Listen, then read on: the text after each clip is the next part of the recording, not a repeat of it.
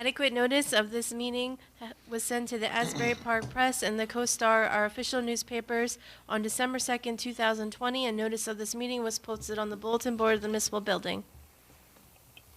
Thank you, April. If everybody could stand and join me in saluting the flag of our great nation. I pledge allegiance to the flag of the United States of America, and to the republic for which it stands, one nation, under God, indivisible, with liberty and justice for all. Everybody could just remain standing for a moment for our troops, their families, all our first responders. And I have to mention that Doug Dykey, a former councilman here, had passed away since our last meeting. And Kenneth Entwistle, a longtime resident, owner of the Mayfair Hotel, passed away since our last meeting.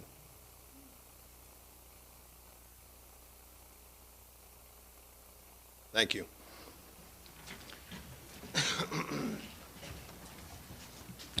Okay, we have a couple things on workshop tonight. First one, we're going to hear from the Environmental Commission.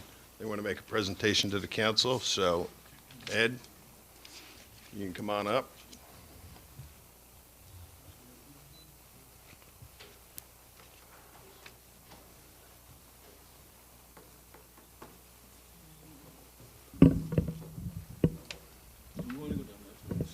Oh, is it going to be up on the screen? Yeah. All right, we can go down so we can take a look at it.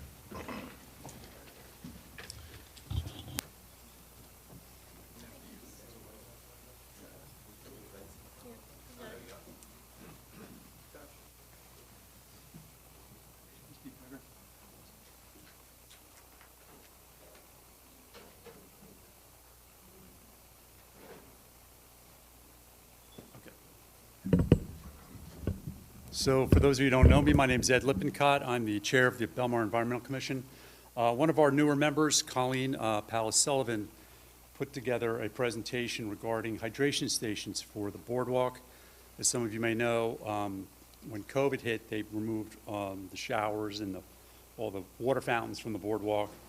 The showers came back last year, but no water fountains. Apparently, Colleen's a big walker. A lot of the joggers on the Boardwalk, and myself looking for a drink of water from time to time, noticed the lack of water fountains. So she did some research, and she found some excellent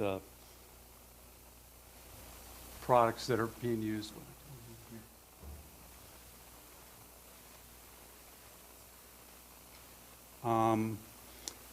Water bottle filling stations. We used to have something similar. They were similar to the showers, where you could fill your own water bottles. They were installed, but the Public Works found that they didn't work after a period of time, so they got rid of them. So now we're just back to simple water fountains. These are a little bit more involved. She recommended installing them at the two permanent buildings, 5th and 11th Avenue, as well as the non-permanent structures, the removable bathrooms on 3rd, 8th, 16th, and 19th. Like I said before, she is in contact with the runners, and a lot of people complaining that there was no water available to get a drink when you're running on the Boardwalk. Also, we felt it was a really excellent way to help reduce plastic pollution and the preponderance of bottle caps that are just littering the sand on the beach. So if we could encourage people to refill water bottles to bring them to the beach, it could be a real benefit there. These are what the units look like. The one in Asbury is different, but very similar design, but the ones you see in Spring Lake, Bradley Beach has 4 of them. Spring Lake has 1, but they're installing others at the same time. The ones in Bradley Beach, we reached out to the Bradley Beach Public Works. They're in love with these. They think they're great. They're easy to maintain. They hold up well in the weather. They're, well, you'll see in the later slides what the construction is like. Vandal-proof, very durable for the sea air, which I think was the problem with the old units that we had, was that the salt air just really got to them and they didn't work after a while. So this is what they'll look like. And like I said, the people from Bradley Beach Public Works were in love with them. They were all in, and they said if you had any questions about how to install them, how to maintain them, they could help you out with that. Like I said, stainless steel, all the The green areas you see there are powder coated, and then the exposed metal areas is all stainless steel. One of our other members, Lou's here, right? Did I see Lou? Lou's back there. Lou knows about these things, and he said that's the 316 stainless steel is really durable and will hold up to the salt air and the corrosion along the beachfront.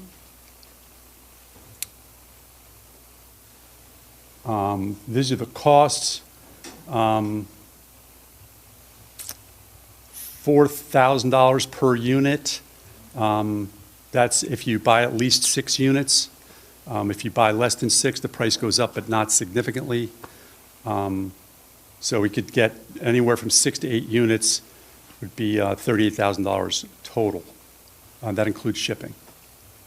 And there was other vendors available for this, but these the Bradley Beach people said these guys were very very competitive, and they were the best price that they saw available.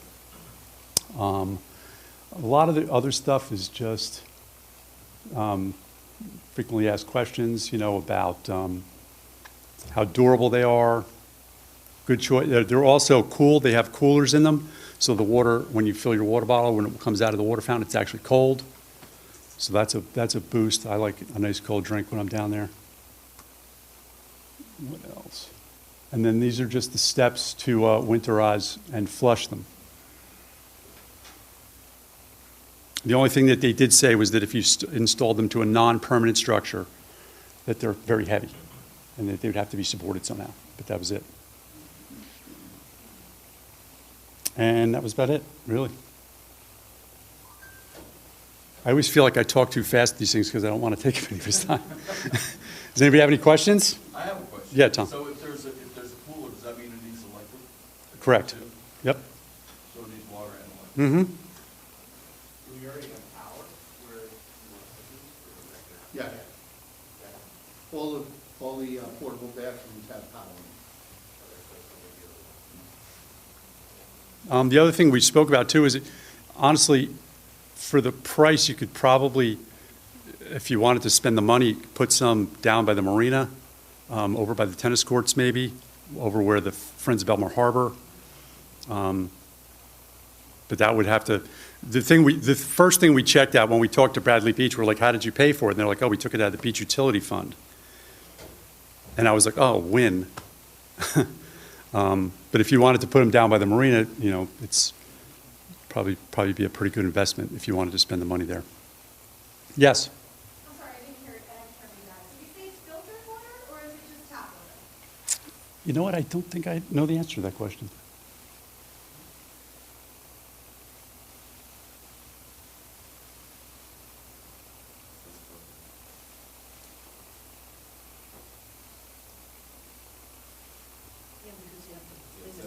Okay, there we go. Yep. Okay, if there's no more questions, that's it. Thank you for your time. Yes, sir. Yes, sir. One question. I worked down on the beachfront in the summer. Okay. One problem we did find a couple of years ago when we had those filling stations, the water was always very warm. Yeah. These are cooler. This water comes out cold. Okay. I didn't hear you. Okay, thank Yep, you. very good. All right, that's it. That's it. Thanks for your time.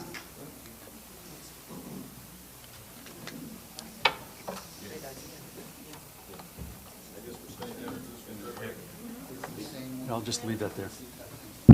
Thank you, Ed. Council will definitely consider it and take a look at it for next summer. I think it's a good idea. I know the ones in Bradley Beach, and they work pretty well. All right, our next, I think we're going to still stay down for the next presentation. We have the Mediterranean Project developers here, and they have some changes to what we've had first seen, so we're going to let them show them to us, and we'll take a look at them.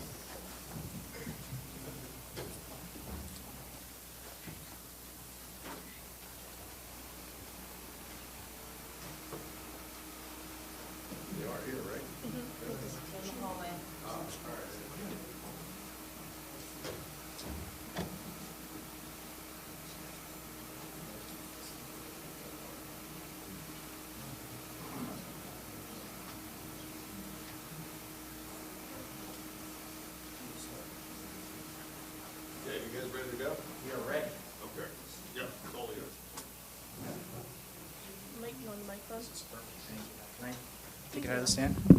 Great. Thank you. Yes, we do. Perfect. Do we have a, My where's computer's Josh? all set up. Oh, you're set up already? Yeah. Okay.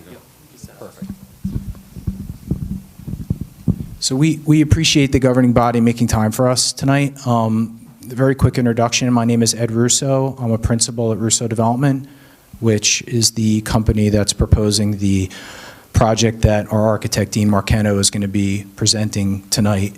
This is on the Pat's Motel, Route 35 train station property, just opposite the Marina Grill. This is our second presentation before the governing body. We did have a virtual meeting back in March when Dean had also presented our concept plans as they stood at the time. We since then have been continuing to refine the design of the project.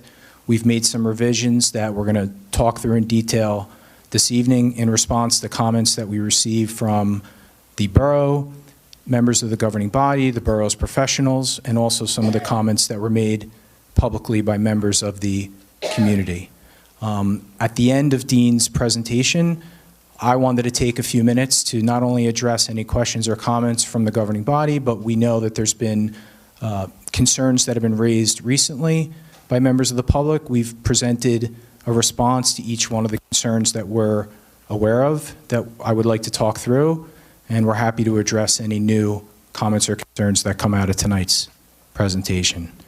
So with that, I'm going to turn it over to Dean, and we'll try to keep it brief tonight. We know there's other things on the agenda. 20 to 30 minutes for Dean's presentation, and then as much time as we were allowed for Q&A. Thank you.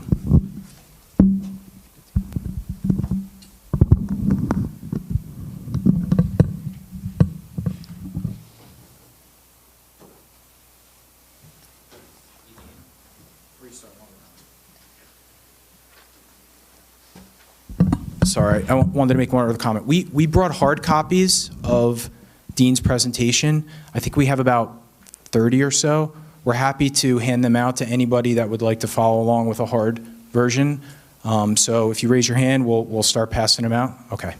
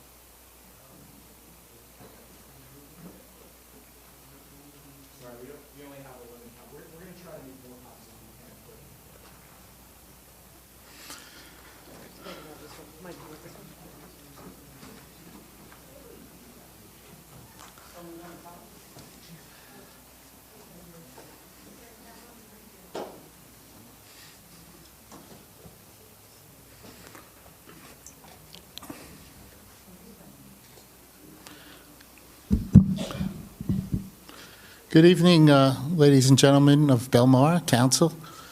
It's my pleasure to be here tonight.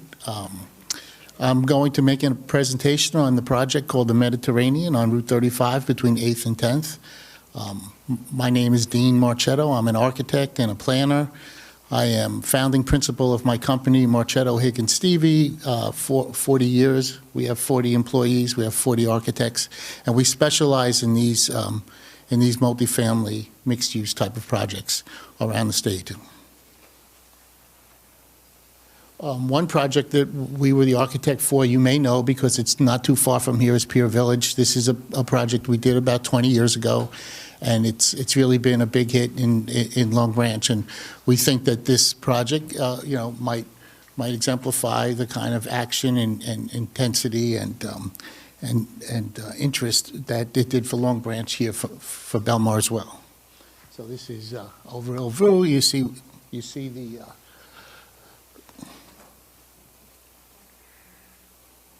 You see,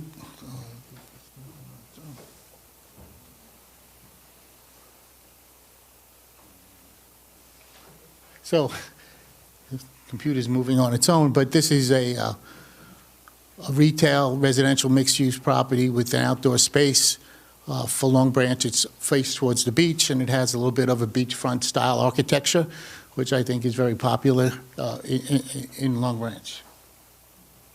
So here is our site. You can see it's on Route 35. It's between 8th and 10th. It's about 3.2 acres, and it's about 640 feet long along 35. And the property is located adjacent to your town center plaza, and of course it faces the water as well. It's marked there in the red box. Right. That's better. So it's marked in the red box where it says project location. So here's a view of the site from the back, looking towards the water. You can see the site.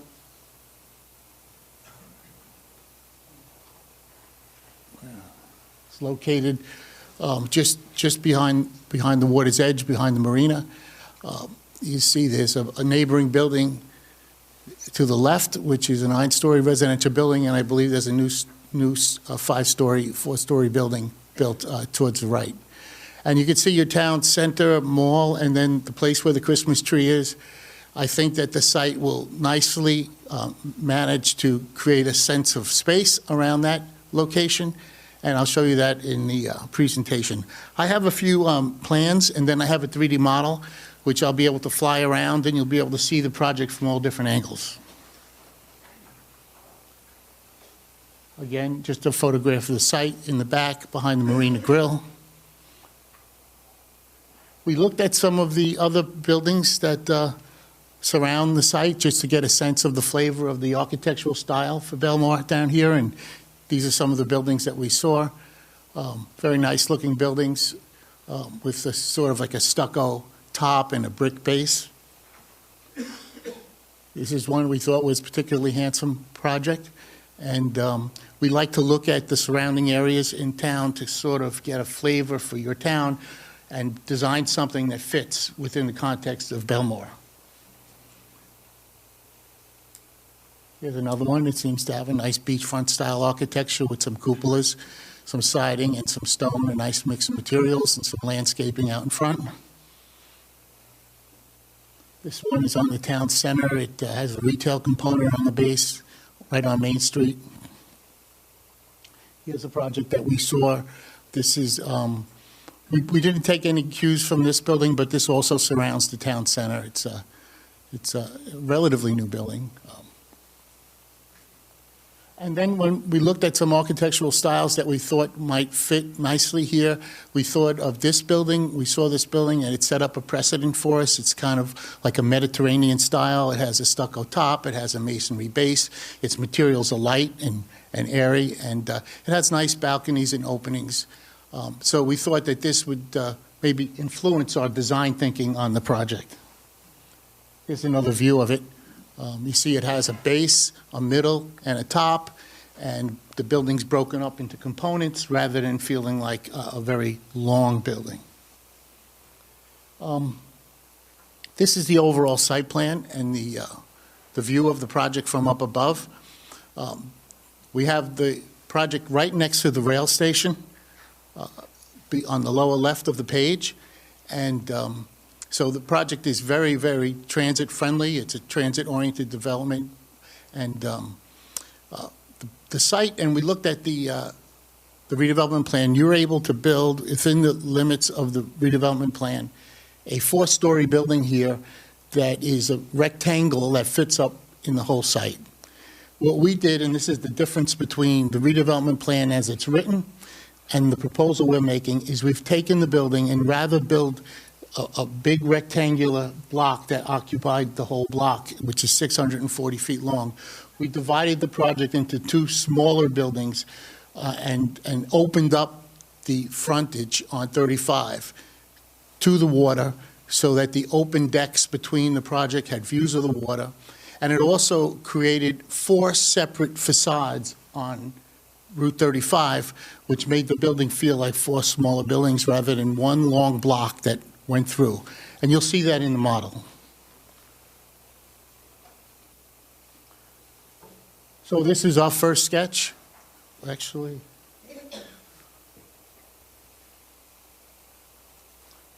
This was our first sketch of the project, and you can see here how the building is divided into 2 pieces, and then there's a center court in the middle with the driveway into the entrance. The center is lower, and that the building basically has several components. The 2 components on the left and the right that are in the middle are set way back, in the back of the sea, and there's an open amenity deck on the top of the parking deck that faces outward, and that you'll see. And it, something happened here.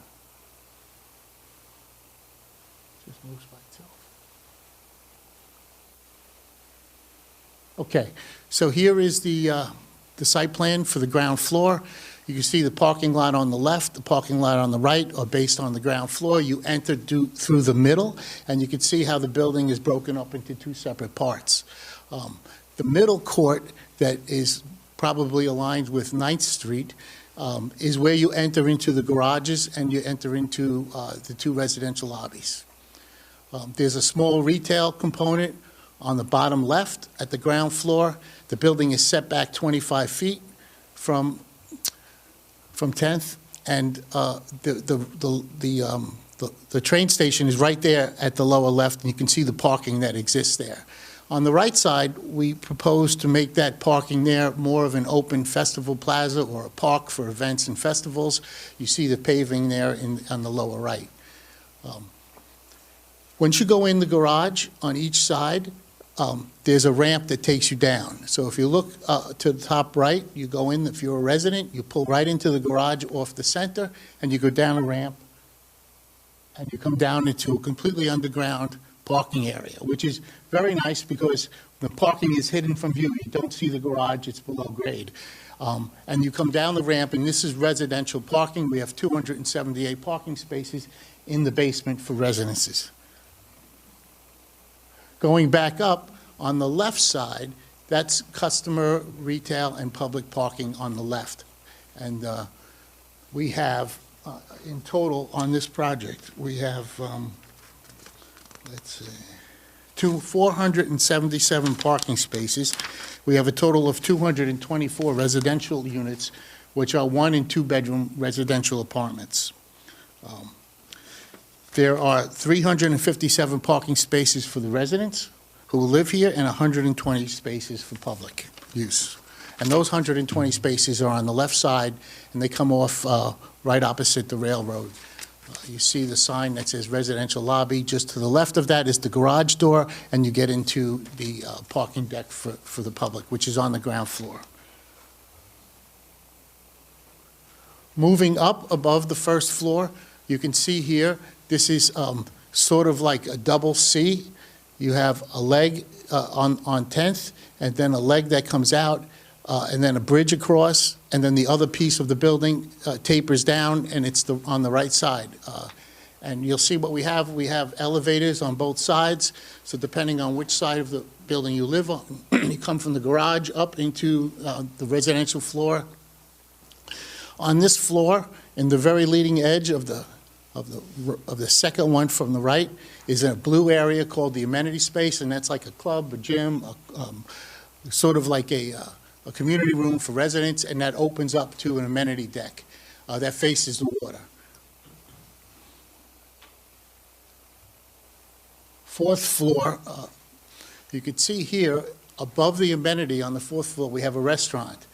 We have a public restaurant that's entered off that center courtyard, and that public restaurant will be a beautiful 2-3-story restaurant that focuses out to the water, and you'll see that in the model as well. But you can see the building breaks into 2 C shapes rather than a big rectangle that occupies the whole block. We simply took those legs out that would be along 35 and put them on the top. So the redevelopment plan allows for a 4-story building that is that full block, and what we're proposing is to make it a 5-story building by taking those legs and removing them from 35 and putting them on top. So we have a 5-story building, 2 smaller 5-story buildings, rather than one full lot 4-story building. So now,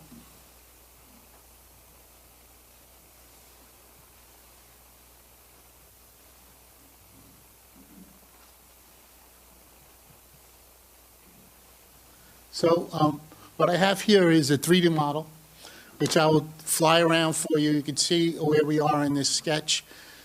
The left C and 10th Avenue is on the right, and the 8th Avenue 8th is on the right, and the 10th is on the left, and you can see the center courtyard there. If I tilt it up,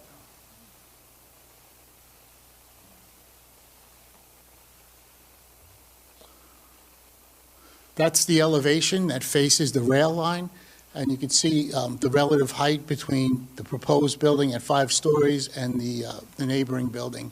I came over the bridge tonight to get here from 35 over the Shark River, and as I entered into Belmar, on the left, I saw that existing building to the left, and I said, maybe there's a better way we can create a landmark entrance into Belmar. And I think that that is what I'm trying to do here. You can see there's a bunch of different cupolas on the top and broken the building into small sections. But here's a 3D view looking down, and you can see that the building kind of holds the edge of that kind of town center that you have off of Main Street. And it holds and defines that space as a center. And it's 5 stories on the right and the left, and it steps down to kind of like a bridge with a portico that you drive through to enter both garages and the restaurant as well.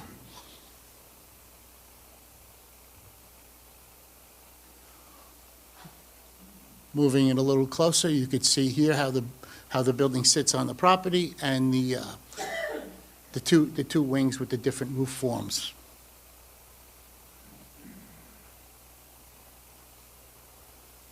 At this location, you could see the train station is right there by the property, and you can see the 2 big arches is where the parking is entered for residents and for the restaurant.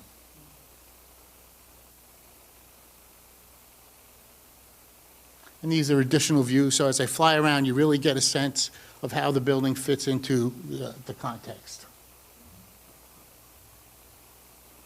You can see on the lower wing, there's an outdoor amenity deck for residents up there that will have a nice view of the water.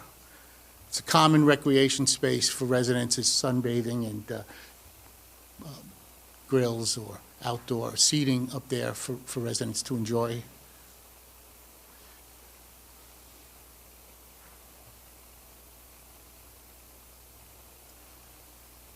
Looking down.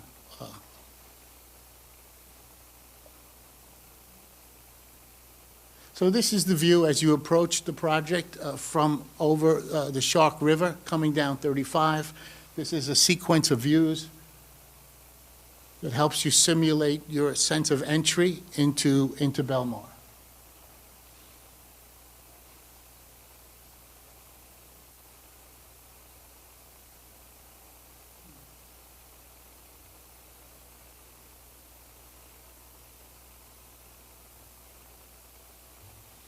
So what I said earlier about the building having several different facades along 35, rather than have one complete wall,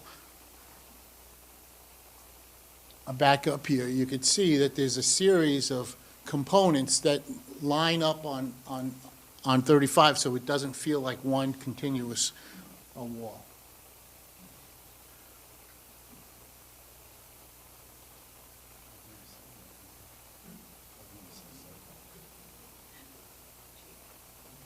So once you get to the center between the 2 Cs, you can see here is where your main entrance would be. The parking for the residents is on the left.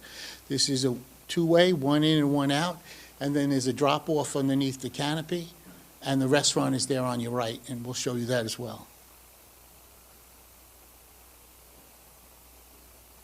So here's an aerial view looking down from above the Marina Grill, and you can see here clearly how the 2 C shapes work.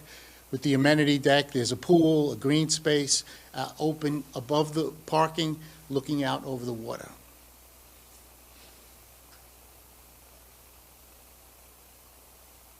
This also helps give you a nice perspective of the over layout of the building.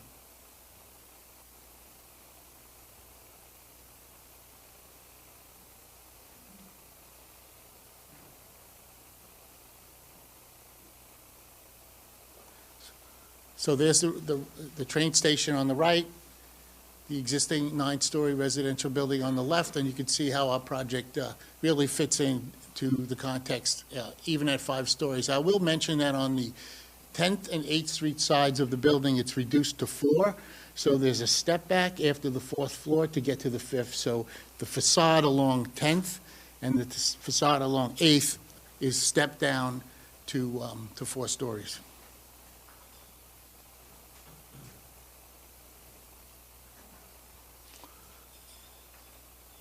Looking up towards the rail.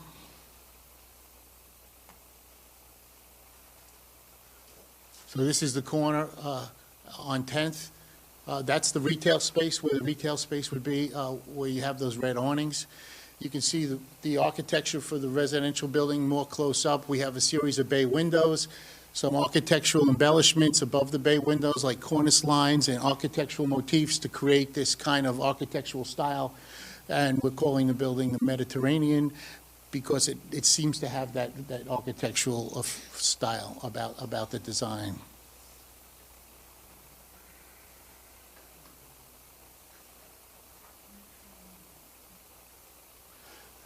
On 10th, the building is stepped back 25 feet from the curb line, so you have a wide area for outdoor seating and a setback from the curb.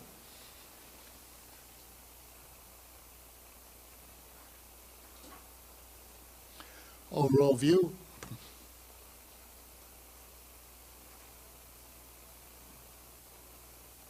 This is the approach as you're moving towards the waterfront.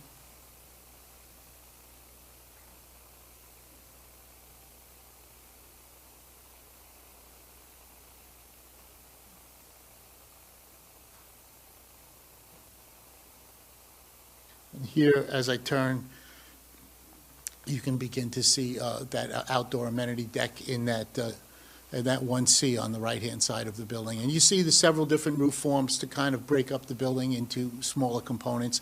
And along 35, instead of having that continuous wall, we have these 4 separate facades that feel more like several smaller buildings than one large building.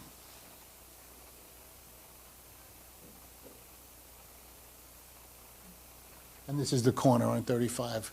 Here you can really see the components.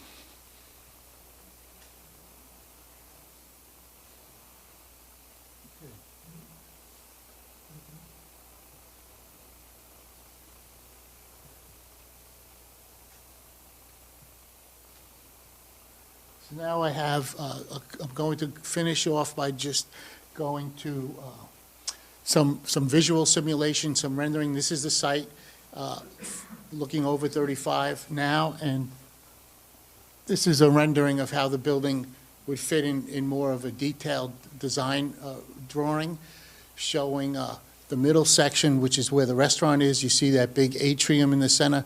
The entrance is on the roadway in between the 2 buildings, and the restaurant is 2 levels with an open bar on the roof that looks out over the water. The 2 amenity decks. And here's another view of what that restaurant would look like on the left. It's a covered roof area for outdoor bar and restaurant down below. And then the ground level there is the amenity for the residential component. And this is a rendering looking at 10th where it meets the railroad. And you can see the retail on the corner, outdoor tables and chairs. And you can see how the building is set back on the top floor to give you a 4-story feel on the street, and then the top floor steps back to reduce the overall mass. And here's that cross-section on the sidewalk on 10th.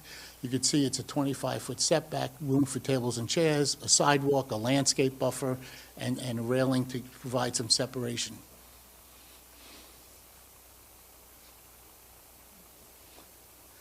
And this is an overall rendering looking down. And when you're on that deck, for the amenity deck for the two courtyards, this is kind of the feeling that you would have in between those spaces. This is a building we completed with a similar deck, and it has a pool in there, and you can feel the scale of the building as it surrounds the pool, and that would have a view to the water. And there's a rendering of the restaurant, and that's the entrance to the restaurant right off at 35.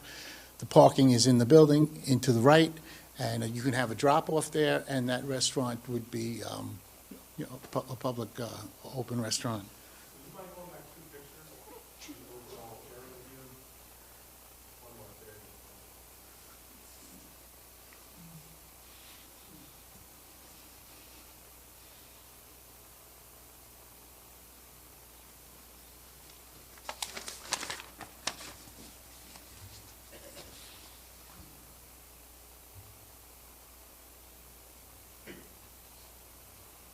And this is a couple of visuals of what that restaurant could feel like up on the top floor, looking down. This is the feeling we'd like to evoke on that bar restaurant on the top floor.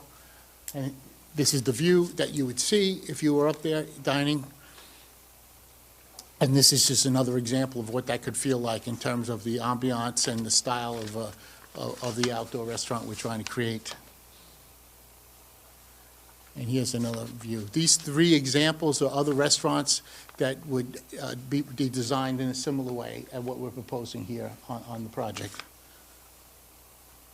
And this is a final view here. And there's the building set into the existing photograph so you get a sense of how it compares and how it fits. And that's my presentation. I just want to conclude by saying that, as I mentioned earlier, it's 224 units. There are 1 and 2 bedroom apartments here. There's 103 two-bedroom apartments and 121 one-bedroom apartments. There are 477 parking spaces, and the density here is 75 units per acre. And it's very similar. In fact, it's exactly the same as the new building that was just built to the left of the site. There is an 8,000 square foot open space behind the building between the rail line and the back of the building for plaza space, festival space, outdoor activities, public outdoor activities. And there is amenity spaces in the building for residents. There are 5,000 square feet of common amenities for residents. And the two courtyards that I mentioned that are outdoors, one's 17,900 square feet and the other one's 10,500, the smaller one. So that's general overall description of the proposal, and I would turn it over back to Mr. Russo. Thank you. Okay.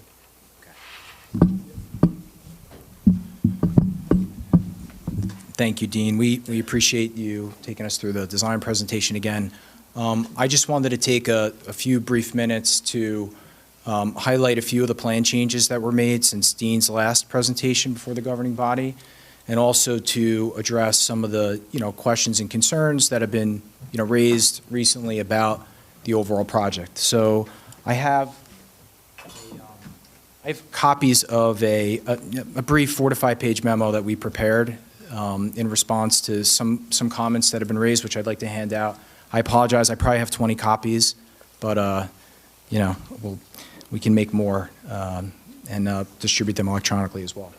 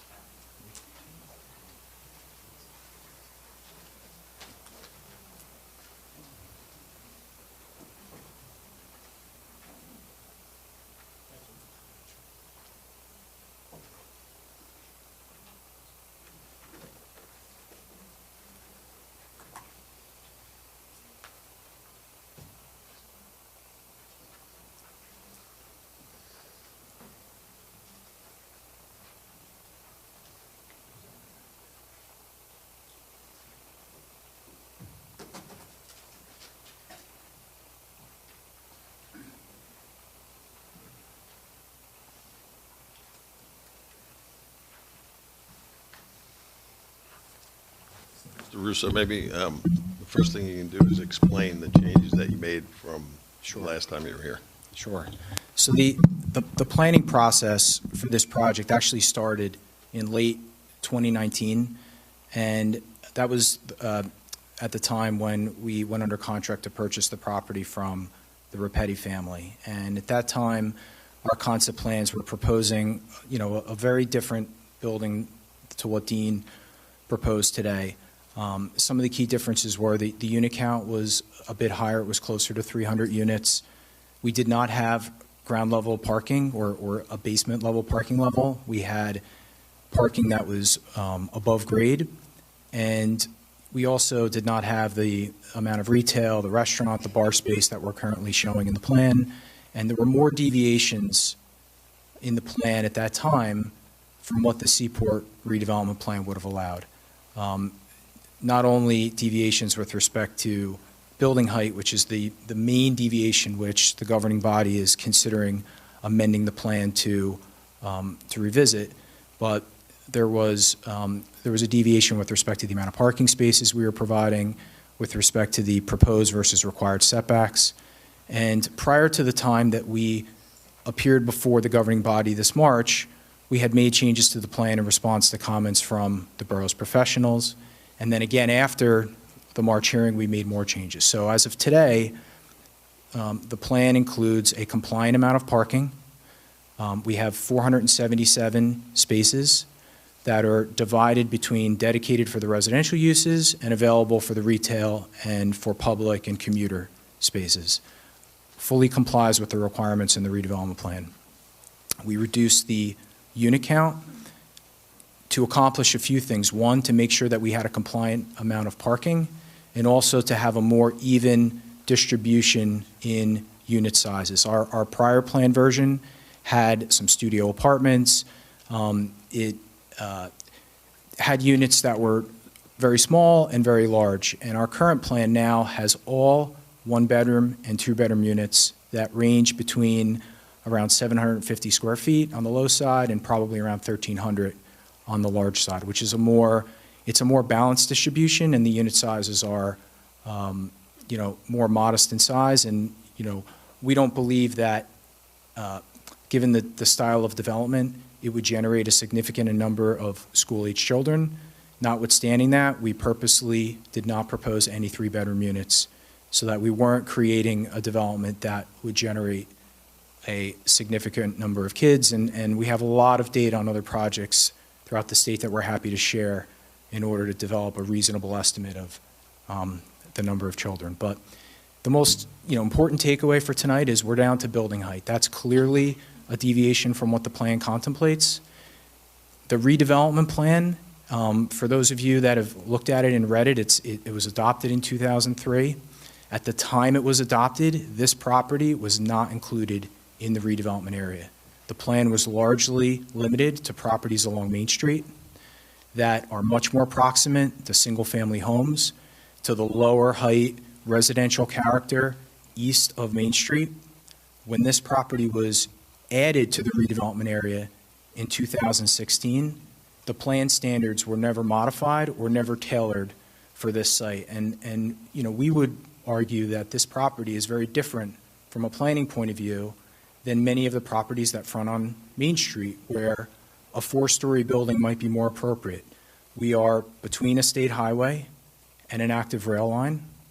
We're over 1,000 feet to the nearest single-family home. As Mr. Marchetto pointed out, we are surrounded by higher structures, and we're not proposing a higher building height because we want to build more units or because we think it detriments the plan or would have a negative impact on the community. We have studied a compliant plan. Dean referred to this. We could build the exact same density that we're proposing now with a four-story building that meets all the setback requirements in the plan. The building on 10th Avenue, that's about 60 units, is on 0.8 of an acre. That density, right, 75 units an acre, is exactly what our five-story building proposes. The difference between our plan and a four-story compliant plan is our footprint is smaller, we have bigger courtyards, we have more open space, and we think that the way the plan is designed, it has much more architectural interest. That summarizes the plan changes. I just want to very quickly, Mayor, touch on a couple other concerns that were raised, and then I'll turn it over to the governing body. We know that there's been concerns raised about the effects that the project would have on the community, and it's been suggested that the project would negatively affect the community. I would ask you to consider that this style of development is exactly what the redevelopment plan contemplated when it was adopted. There's been very little redevelopment in Belmar, notwithstanding the fact that the plan is approaching 20 years old. And a project like this that'll bring 300 to 400 residents to the Belmar downtown, that will provide a significant amount of public parking, which we know is always in short supply, especially during the summer seasons. That'll create public plazas, particularly along the rail line, and that'll also be a very significant rateable. This property, it's not fully utilized, I think is the nicest way to put it. It generates about $120,000 a year in annual taxes, and with our proposed development, it would be a much more substantial rateable, over $800,000 per year. In a community the size of Belmar, that's a meaningful additional revenue sources to those of you that are concerned about economic development and what your property taxes are. There was a concern raised about how long the project would take to be built and what the disruptions could be on the community during that 2-year period. Start to finish 2 years is probably a reasonable estimate of how long the site would be under construction. But there have been many examples of projects like this built in downtowns with similar conditions, right? It is a tight site, it's a downtown location, but our company has significant experience building on sites like this, and we're committed to making sure that the project is planned well, it's organized well, it's kept clean, that the logistics of the site are what you would expect to see in a downtown environment, and it doesn't create a negative impact on the community. I'm not here to tell you that there'll be zero impacts. I mean, there's always impacts when construction is being built, whether it's a single-family home that's being built next to you, or it's a commercial or a residential project like this. But I think the benefits of the project clearly outweigh the short-term negative impacts during construction. There's been concerns raised about traffic. We have, through our traffic engineer, done a full traffic impact statement in preparation for submitting a site plan to the planning board. We're not yet at that stage. This process of amending the redevelopment plan is only the very first step in the process. If the governing body does amend the plan and we are able to then go to the planning board, we anticipate having a very extensive technical review of our application by the board members, the board's professionals. As part of that process, we would submit our traffic report. We're happy to share it now with any members of the public that would like to review it in advance of it being formally submitted. But I will tell you that the conclusions of our report, which studied existing conditions and proposed conditions after our project was built using ITE standards and DOT standards, which ultimately, because we're on a state highway, not only is Belmar going to have to approve our traffic report, but the DOT is going to have to approve it, and they're going to have a lot to say because our main access is off of 35. We meet all of the requirements for not impacting levels of service at all of the adjacent intersections around the site. And we're happy to share our full analysis on that. There was a concern raised about hurting Main Street businesses, that by building a project like this and having a restaurant and a bar and a small amount of retail space on the ground floor, that we'd be detracting from Main Street. Our feeling is that anytime you add a couple hundred residents to a downtown, and normally, we could have some seasonal renters, but we're not building a hotel here where the population is very transient and it's very slow in the winter months. This is a residential building that is expected to have a meaningful population even during this time of year, and those residents are going to live and shop in the downtown. And if we were building 50,000 square feet of retail here, I would understand the concern that, look, some businesses in town might look to relocate here. Outside of the restaurant and the bar, we're only building one small retail space that's 2,000 feet. And it's certainly not our intent to take somebody away from Main Street and put them in this project. there was a concern raised about sewer and water infrastructure and the fact that the infrastructure in Belmar is aging and is in need of repair.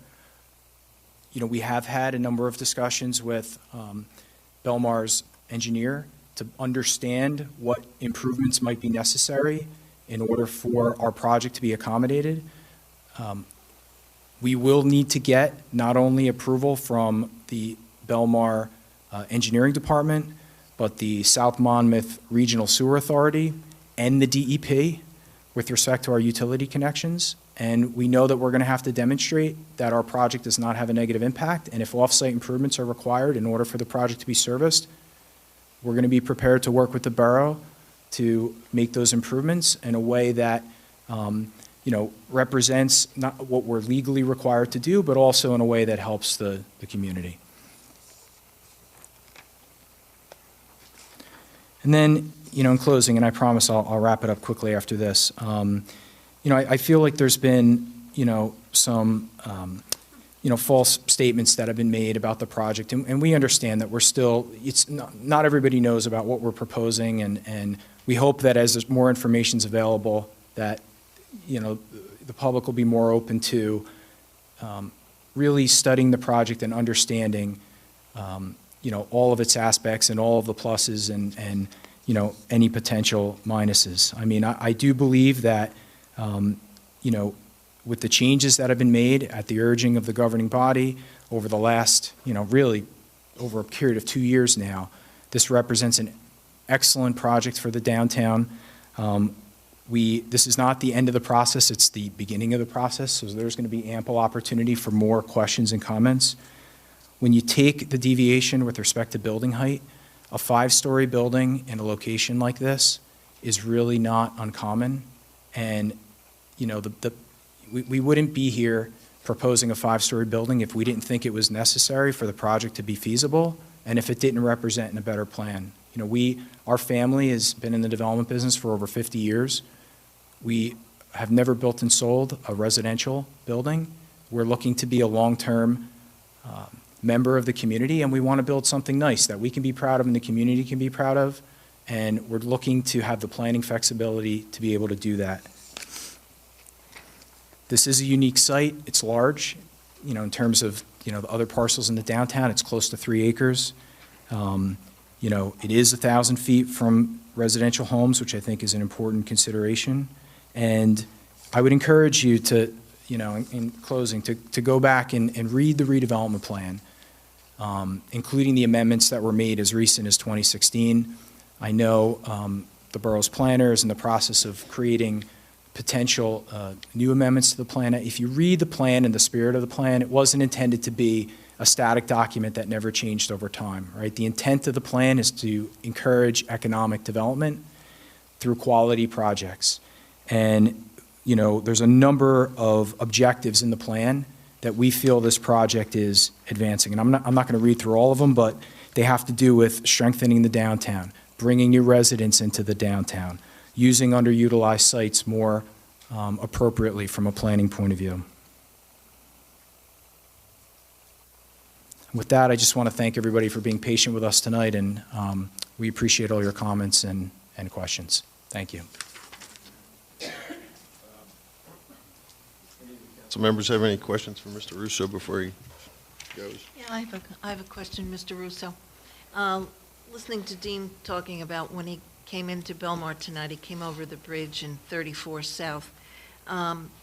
There's only one entrance so far to this complex, and it's on 35, correct? There's 2 access points. Okay. There's a right-in, right-out access point from 35, which is only accessible if you're driving north on 35, right. Which in our review of DOT's standards and looking at the existing access points on the property, right now there are multiple curb cuts from 35. We're only proposing one, which we believe the DOT will view very favorably. Normally, they are not looking to increase curb cuts on a state highway. They're looking to reduce them. So we were very careful to make sure we only had one access point and that we were not allowing left turns into the development going south on 35, except at 10th Avenue, where you can make a left at the traffic light, and there is an access, a driveway into the development off of 10th. That's where I want to talk to you about. Because you have, on 10th Avenue, you've got the train tracks and a traffic light on 35. It's not much space for cars to get through. So if you have people coming east on 10th Avenue off 35 and then making that left-hand turn into the complex, the train comes in, the tracks are down, you're going against traffic, you're going to stop cars, somebody making a left-hand turn, stopping cars possibly on the tracks. I've got a little problem with that.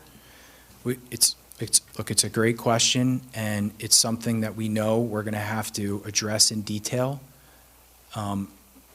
through our traffic engineer once we get before the planning board. We're not looking to not address the question now, but, you know, I'm not a traffic engineer. One of our engineers is here tonight, but our traffic engineer isn't. And what I will assure to you is that, you know, not only will we satisfy Belmar that traffic and circulation to and throughout the site is safe, and that's going to come down to the planning board's discretion, but we have to satisfy DOT, and we're prepared to make a very thorough presentation to address all of the concerns that you raised. There's no question the existing conditions at the 35 10th intersection at certain times is very busy, and we know we need to prove that all of the turning movements can be done safely. And it's going to be the planning board's, you know, at the discretion to determine if they're satisfied. It's going to be a big problem. Well, I mean, that's a very busy. If our traffic engineer was here, and I'm, you know, I could give you his report, he's studied it, and he does not believe it will create not only an unsafe condition, but we're not allowed to create a failing level of service for any turning movement. Going into every intersection, you could have over 10 turning movements, right? From every approach, and 10th Avenue, you have 4 approaches. You've got a through, you've got a right, you've got a left. Every one of those is a movement. So for that intersection, you probably have 12 turning movements. We have to show that for every one of those movements, we are not creating a failing level of service, and we will provide testimony to that. Have you discussed any, like, alternatives? I mean, what if you find that the DOT or whoever is saying that, you know, coming south on 35 and turning left on 10th and then waiting across in front of the tracks isn't going to work? Have you thought of any other alternatives about, you know, just kicking anything around? There's always another alternative. I think one potential, which I think would probably not be viewed favorably from DOT's point of view, and I think they would say we don't meet the warrants for this based on the levels of service at 10th. You could theoretically have a left at 8th and access into the development off of 8th and 10th, so you have 3 access points. I think the problem with that is you lose a lot of flexibility between the building and the rail line to create what we're showing on our plan, which is a significant open space. If from a traffic point of view, it was absolutely critical to do that in order to have safe access, we would do it, but we would ask you and the planning board to first have the benefit of our full traffic testimony before requesting that we consider alternative access, because we do think what we have now is preferred. And if I may, just one quick, I try to calm some of the nerves on this issue.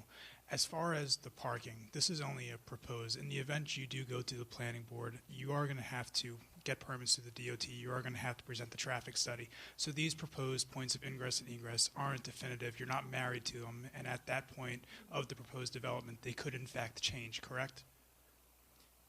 Yes, we know that we are going to have to be prepared to address any questions or comments from the planning board. And if we feel, you know, what we have is you know, the way it should be done, we're going to have to defend that. And if we can't, we know we might have to consider changes. So we are looking to be cooperative and flexible. We just know that for purposes of tonight's hearing, you know, the detailed intricacies of the project from an engineering point of view aren't, you know, really, you know, what's being considered tonight. It's you know, the amendments to the redevelopment plan. That's correct. I just wanted to make clear that the project that you propose isn't the definitive. This is exactly what's going to happen. It can be changed moving down the lines. It just really all depends on how the traffic study is interpreted by the board professionals, by the DOT, and based on your testimony at the time of planning. So, Council President Wan's comments could be flexible. Changed. Correct. Yes. And our plan is, we've been drawing for 2 years now, so we feel like it's not back of the napkin. We've laid out every unit, all the unit size. It's pretty well detailed, but it's not fully engineered, and it needs to go to the planning board, and it needs to be reviewed in detail. So we agree with your assessment. So can we hear from our professionals on this? I mean, do you guys have like an initial take on this issue? Honestly, on the traffic in the park, well, let's just do the traffic for now. You know, Get there, I just want to not prejudice the applicants. It's a little premature to start. no, I'm not going to do that. Yeah, I'm okay. I'm okay with the question. You know, and as Mr. Russo stated, that's all getting flushed out in the planning board process. They have the potential to add a third point of access to the site. If they do, we lose something that we're always angling for, which is public space, open space. And that's that linear strip of property that runs along the railroad, back behind the smaller C in the two buildings. So we're very aware of everything. We've already discussed things with these guys in advance. We continue to do that. They've been very cooperative so far, but it's going to come down to really the planning board process to determine if we need the 2 or the 3 points of access.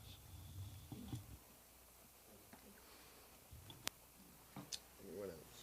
Any more questions? I got some. Councilmember Cracken, go ahead. So I want to start out with questions I have on the ordinance, which is up for first reading tonight, and then get to the document that you just reviewed. I have some questions on that. So my first question in the first paragraph is, you know, this land has been developed and or has been constituted as an area in need of rehabilitation. So just curious from our planners, what criteria goes in from a planning perspective to identify a parcel of land that is in need of redevelopment? So pursuant to the local redevelopment housing law, there are 8 criteria. I think there were probably 7 at the time because the statute had changed in 2019 that gets evaluated. This designation was done in 2005, I think. I was not the professional at the time. There is a study that I'm sure is on the record somewhere, but it's an evaluation of the area, and it's not just this property, these 3 lots. It's the entirety of the Seaport redevelopment, which is an expansive area that ranges from 35 to Main Street, from the waterfront to 10th Ave. An evaluation of the properties were done. The site could have been underutilized. There could have been properties that have been vacant. There could have been properties that were, you know, in arrears on their taxes. There's a number of criteria. Now there's 8, as I said, but that statute had changed in 2019, specifically when the retail market started to decline. So there were some changes at that time, so there were 7 leading up to that, but that's not what this is. This area was declared in need of redevelopment. There's no proposal to modify that declaration. That's not what this proposal is. Subsequent to that declaration, there was a redevelopment plan proposed. It was initially approved in 2006. It was amended in 2015. This is a subsequent amendment proposal to you for this particular section of the entirety of the area. So how it was done, basically 16, 18 years ago, I couldn't tell you. I was not here at the time, but there are statutory criteria that would have had to been met. There were public hearings that would have had to been undertaken at the planning board, taken back to the governing body for endorsement of that process. You know, there were notices that were required in the newspaper 2 consecutive weeks, et cetera, that were done at that time. But so the designation of the area is not being amended at all. It's just the criteria of the development proposals for now in this particular 3-lot area that's being proposed with this. All right, that's helpful, thanks. You're I mean, welcome. if this makes it to a second reading, I would be interested in knowing specifically what criteria were used under the law in previous years to identify. So I would ask April, do you have those paperwork in your files? Because that predates our involvement in the borough by a lot. I believe so, yes. Okay. My second question is that, you know, I see this was done in 2003, 2011, and 2016. like when the redevelopment areas were, these plans were adopted and then readopted at those different dates, like what process goes through, does a municipality go through to make those changes? Is it done like this? Is it done at the borough council?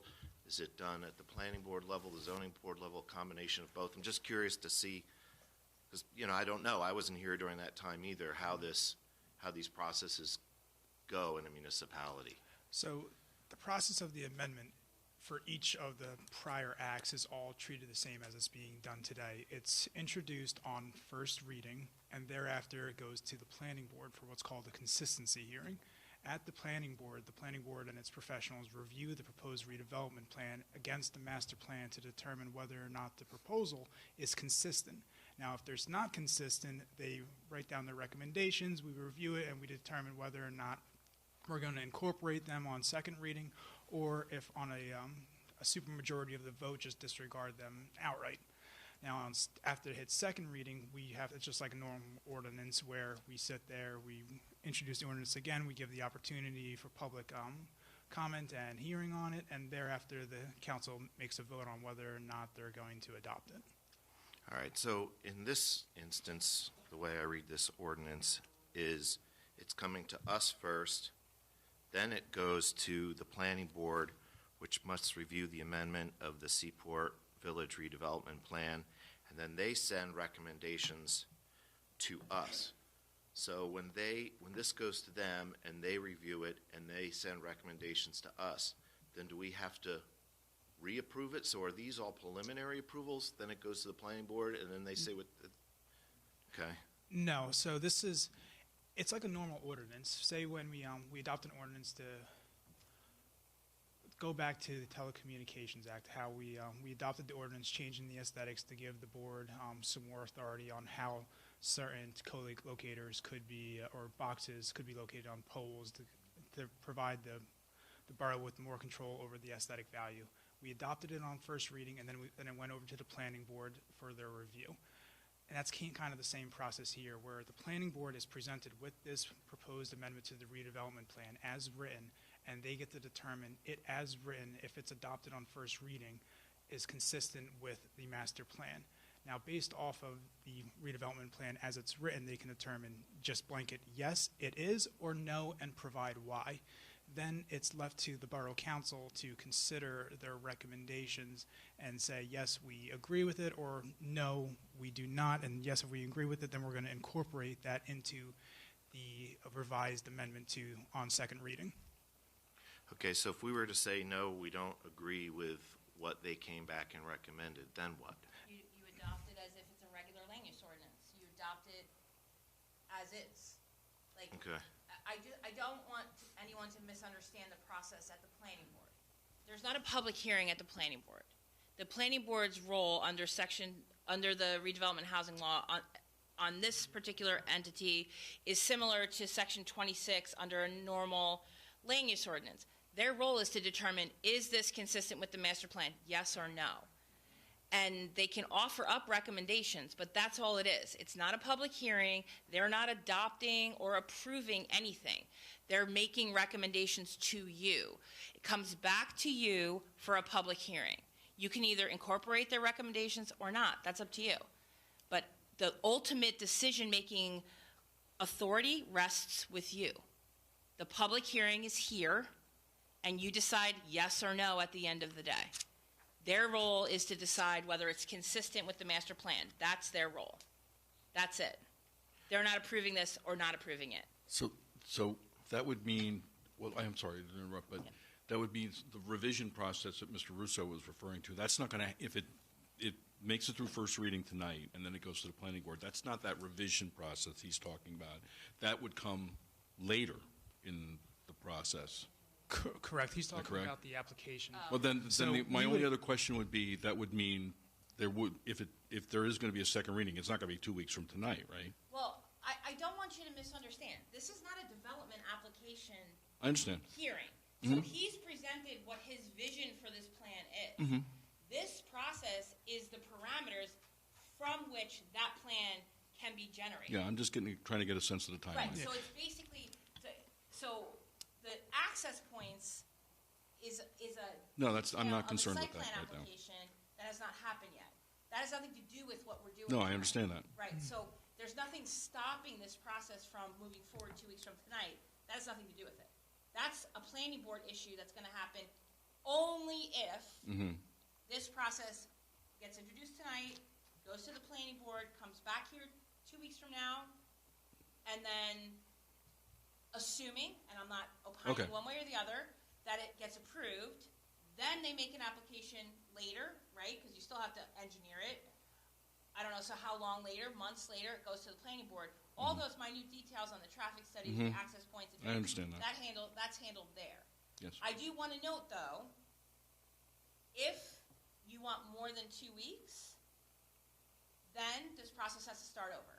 Because you can't, and I'm not saying that's not okay, I'm just saying, you can't introduce tonight, Mm-hmm. carry over into the next calendar year, and adopt Oh, later. right. That makes sense. You understand what I'm saying? Yes. So, Thank you.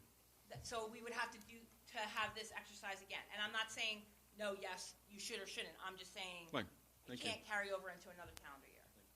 Jim, maybe you can just explain to council just what exactly we would be voting on tonight. Are all the standards met except for the height? Is that what? So so there's a couple changes, and that are being proposed, which would be the subject of the introduction, right? So, and I think Mr. Russo, as well as his architect, kind of enumerated that as it stands today, the height of what his proposal is not consistent with the redevelopment plan, correct?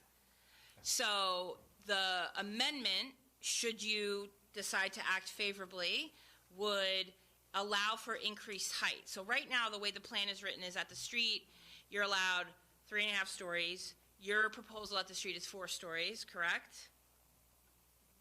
It's not, I mean, it's less than 28 feet from the street, so the answer is yes. Yes, that is correct.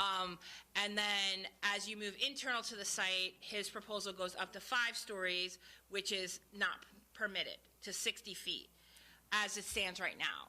So the plan is not the easiest for everyone to understand as it talks about height.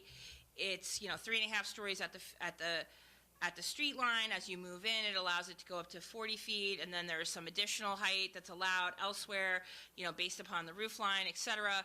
But the way that the amendment is written is that it would allow for a 5-story building, which is ultimately what Mr. Russo's proposing, up to 60 feet.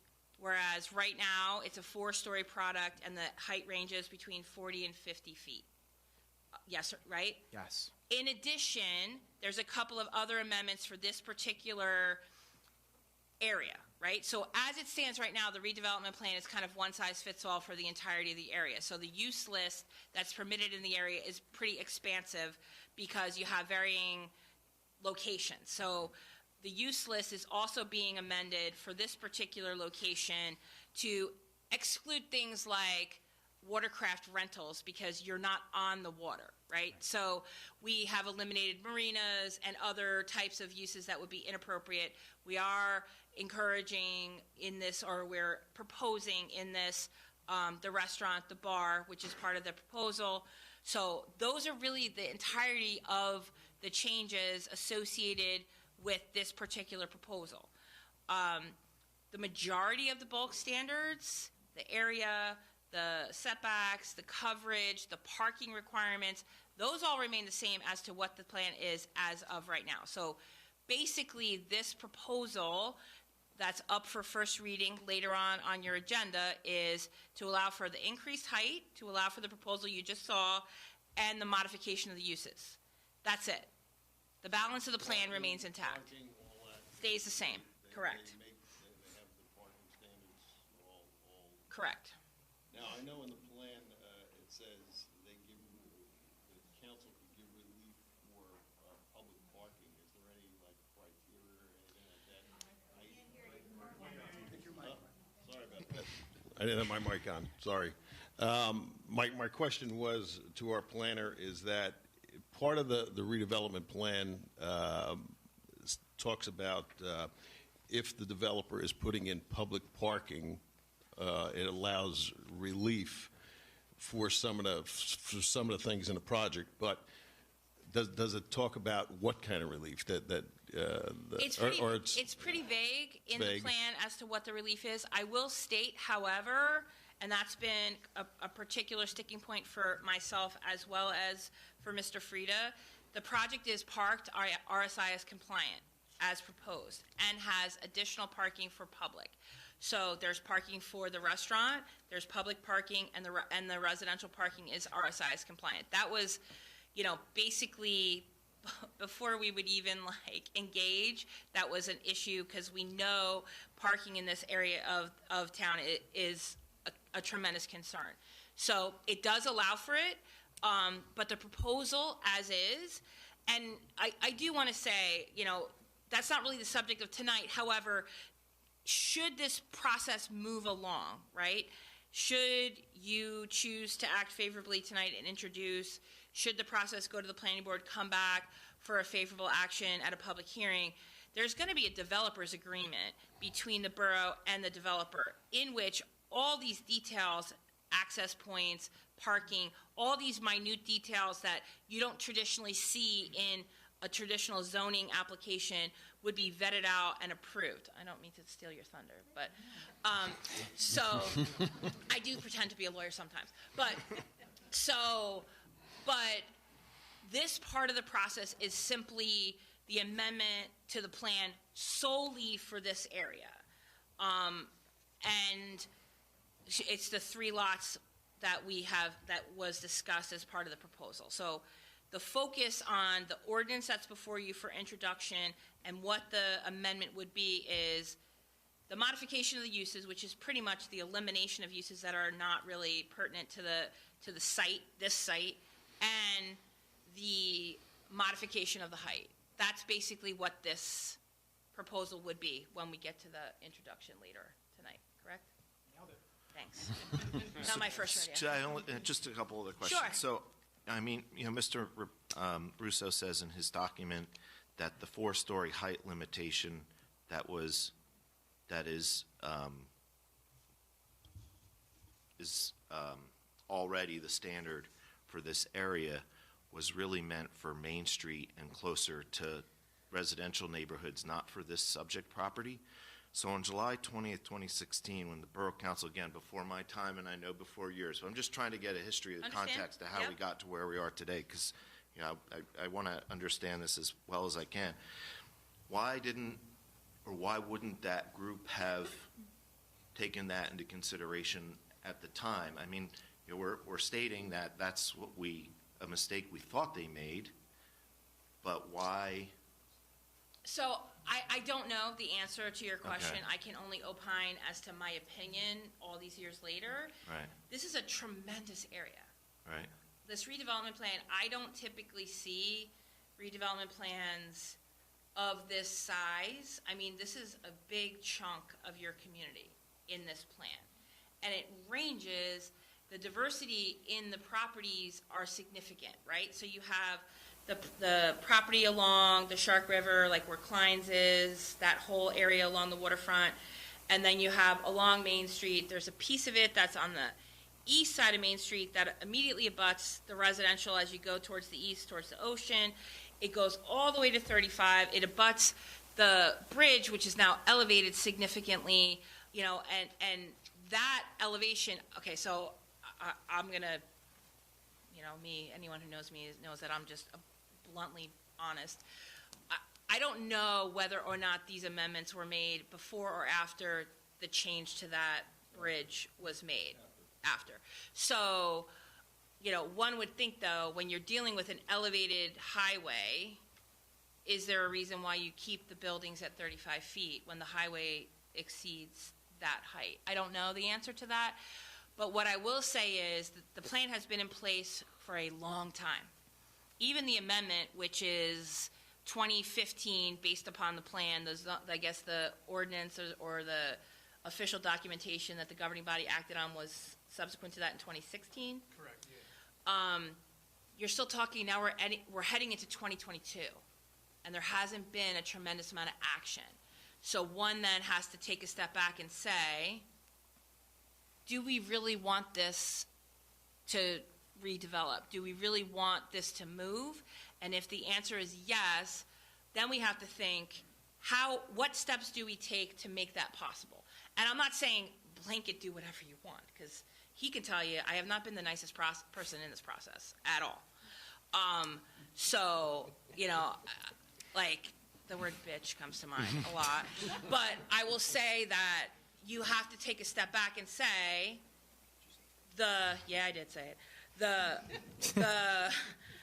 plan that was prepared, 15 years ago, and then modified almost 10 years ago, 8 years ago, is, things change over time, and it's not moving, right? And I will say that it's also very difficult, and I work in a lot of surrounding towns, and a lot of the surrounding towns have the same issue. They envision that these things are going to be done by one person, right? So one size fits all, no big deal, and you have a lot of individual property owners who have a lot of individual agendas, who have a lot of value in their property. Property values have increased over time, so there's a lot of changing factors. So I don't know 100% why, but I can only speculate that all these factors have played into the fact that not much has happened. And so, and again, it's up to you guys. If you guys say, we're going to sit back and wait to see if somebody can come and address this area in the way it was handled years ago, that is kind of why you get paid the big bucks, right? Yeah. But if not, this is kind of this is a proposal to see whether or not this is something you're interested in even entertaining. That's so all. In a seaport redevelopment area, what are the council's rights? I know Mr. Russo said he has a design. I haven't seen that. I would be interested in seeing that completely complies with the seaport redevelopment code.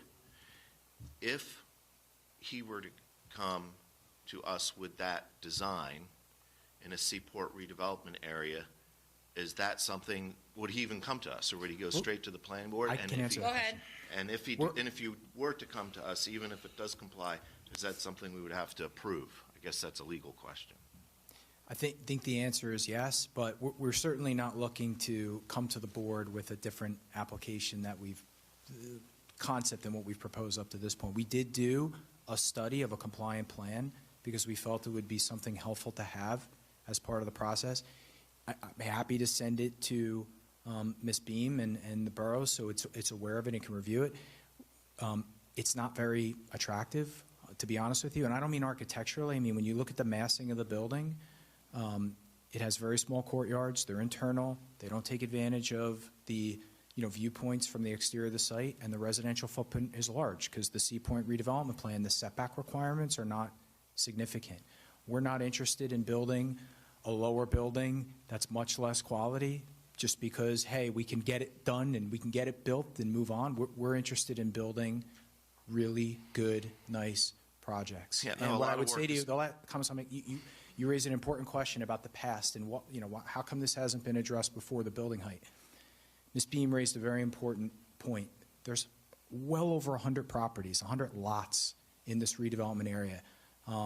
I served on the planning board in my town for 9 years. I was the chairman for 2. We spent a lot of time doing master planning. I can tell you, we did not go lot by lot by lot and say, okay, what's the right setbacks and standards or building height for this lot versus the next lot. It's hard to do in such a big area. And absent an application from a developer that the governing body might have been considering at the time, it probably didn't get a lot of thought. They probably just, stayed the course and said, these are the standards that were adopted in 2003. We're expanding the redevelopment area, and these are the standards that can apply. Nothing has happened. Very little redevelopment has happened since the plan was adopted, and I think that says a lot about whether the standards are reflective of what's needed in today's market and what's feasible and what's not. All right, thank you. Yeah, so Patrick, in a seaport redevelopment zone then, if developer came to us with a fully compliant plan, is the council then obligated to approve that, or do we still have discretion in that process? You're not involved. So if Okay. he, as the developer, is willing to work with the council and come up with the plan that you guys like, at the end of the day, it's up to the planning board. Okay. You personally could love the plan, but if once it's in the planning board's hands, it's their jurisdiction. It's outside of the council's jurisdiction. Okay. If we were to, and we're not passing this tonight, just for first reading, but if this were to pass at second reading, does this create a precedence or potential legal argument for other developers in this Seaport redevelopment zone to have the similar height of 60 feet? No. So this amendment is only for these specific 3 lots. As far as the balance of the redevelopment zone, those restrictions are still, any proposed developer would have to be compliant with the redevelopment plan as it exists. The amendment that's before the board today is only for specifically lots 1, 2, 3, block 87. Okay. You've been working on this for a while. Yeah, a little bit. You know, and this came up in the past regarding the residential dwelling units. The number of units has been reduced. There's no more studios. They are all residential units. They're all monthly rental apartments. Does the council have the right to approve or disapprove or modify or not modify, adopt a resolution based on the type of unit? No. So as far as what is going to be adopted, what's going to be permitted to be built there is in the planning board's hands. Now, on the amendment as it's written before you, there does itemize very specific uses that are permitted. Now, if one of those permitted uses that are proposed you disagree with, based on the caucus of council, we could eliminate one of those proposed uses. For example, I saw hobby shops. Say council disagrees and hobby shop shouldn't be a permitted use on lot 1, 2, or 3. We can eliminate that from the amendment. But as far as what's going to be built there, once the amendment is, if the amendment is passed on second reading, as long as the developer goes to the planning board with a proposed development that complies with the permitted uses, the planning board would have jurisdiction. Now, in the event the developer wants to build, say, let's go with a soccer field, because I don't believe a soccer field is permitted on these 3 lots. They would need to have some sort of amended, would have to receive a use variance, which isn't a permitted use, and then that would be taken out of the planning board's hands and put into the zoning board. Nope. You can't have a use variance from a redevelopment plan. Can't have use. So I think your question is, if you're concerned about rentals and you would prefer home ownership, you have the ability in the amendment to dictate home ownership. You also have the ability in the developer's agreement to dictate home ownership. That's different from traditional zoning where you don't have the ability to dictate that. So you do have the ability to do that. If they don't comply with what you approve in the plan, and there's a D variance, which has come up in other instances on like FAR, which is also another D variance. You cannot get a D variance from a redevelopment plan. The plan would have to be amended in order to accommodate it. So if your concern is they're proposing rentals and you want home ownership, that's something that we can address. It can be addressed in the amendment. It can be addressed in the developer's agreement. And then, there would be a discussion. I understand. Listen, we're not getting into the weeds of it. I'm just giving the overall explanation of what their rights are as a governing body. But if that's your concern, you do have the right to dictate how that goes in this amendment and in the redevelopment agreement. Okay. I have a couple other questions. Yeah, no, but I just want to, it sounds to me like what's before us for today for the ordinance is basically defining the envelope within what the building will fit, right? So Plus a tweak of what's allowed. What's allowed? Okay. Yes. Yeah, all right. But the minutia, these other details about, well, do we want home ownership? Like we can do all that in the redevelopers agreement if we want. We don't have to do both. Is that correct? That is correct. Yes. Okay. So, like that if we say, oh well, we don't want any rentals and we really want, whatever condos. Mm-hmm. that can all be spelled out or hashed out in the redevelopers agreement. Correct. Okay, great. So we're not, I guess the point I was trying to You're make. not tied to it We're based on not pinning tonight. ourselves. Correct. Or hamstringing ourselves with, if we pass this. Okay. That's correct. All right, thank you. I know this is not a technical review, but I just have two No, technical no problem. questions. So 4 stories is allowed there. We're being proposed 5. However, when I read these documents, I see that the current height is 35 feet and the proposal is 60. So if we only need 1 more story, why are we have Okay, another so 25 feet? It's, okay, so the plan is, okay, very intricate in how you measure building height. Okay. It is not, like, in your balance of your zoning ordinance, and you have your bulk table, right? You scroll across, I'm in this zone, this is the building height. That's not how this reads. So this reads that, you know, the maximum height at the street line should be 28 feet. As you move back, at the eve of 3.5-story building, it shall not exceed 39 feet 6 inches. And then you move on a little bit farther, and it talks about that based on the design guidelines, where the eve above the 3rd story is constructed at a height greater than 38 feet, the slope shall be 4 on 12. And then it goes on to say any portion of the dormer constructed above 39 feet 6 inches, they should be stepped back a minimum of 16 feet.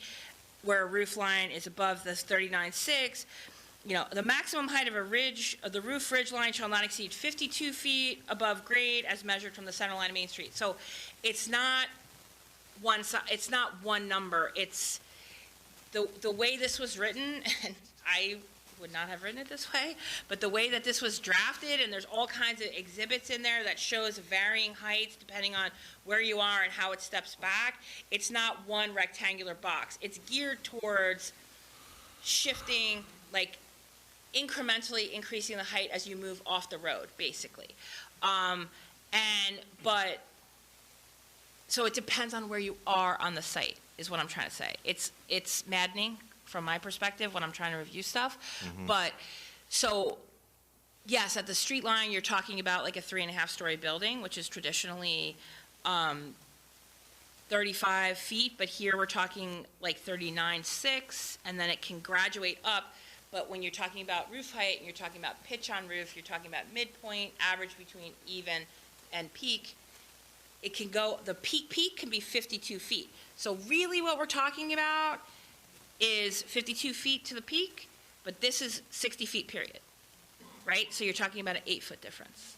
So you're talking about a 4-story building to a 5-story building. And as presented, which would come out in this details of this redevelopment agreement, should we get through this process, there was a commitment that on the street line, there's a setback to give the public open space along the street so it's not cavernous along the street, 4 stories, and then the 5-story building is center to the site between 10th and 8th. It's not 5 stories for the entirety of the structure. And those details, if you guys are amenable to this, and again, I have no opinion one way or the other, would be vetted out in the redevelopment agreement. All those little details would be vetted out. And I would seriously recommend that a concept plan similar to what was presented that shows that incremental stepping be attached to the redevelopment agreement, so there's no misunderstanding on what, when you get to that point. But that's multiple steps down the road. Yes, I'm just reading the documents I have that doesn't go in all that detail. So we're not going from 35 to 60, we're going 52 to 60 max. Max, yes. Okay. I have one other little technical question. No problem. And then I'll stop talking. So in the ordinance, we have here number 2, restaurants and brew clubs excluding fast food, but allowing cocktail lounges and outdoor activities. How is fast food defined? So fast food, in my opinion, would be, you walk in, you place your order, they stick it in a bag for you, and you leave. And it would It's be like not a chain takeout. restaurant? Pretty much, like a McDonald's, a surf taco, those types of things. It doesn't equate to, like, listen, and things have changed, let's be honest, since COVID, right? So most restaurants now have more prevalent takeout than they did prior to COVID. But it doesn't mean you have a nice restaurant where you can order takeout and go in there. That's not, the intent of a fast food is turnover, right? So if you can go into a nice restaurant and get food to go, that doesn't equate to fast food. You're talking more like the chain restaurants. I think in my head, the majority of fast food has like a drive-through or those types of things. But yes, it's more of a chain situation. And they're currently prohibited anywhere in the borough, aren't they? Yes. Well, not fast food, because you do have fast food, you just don't have drive-throughs. Like you have Surf Taco, I would consider that fast food. Okay. Right? Yeah, I guess. Sorry.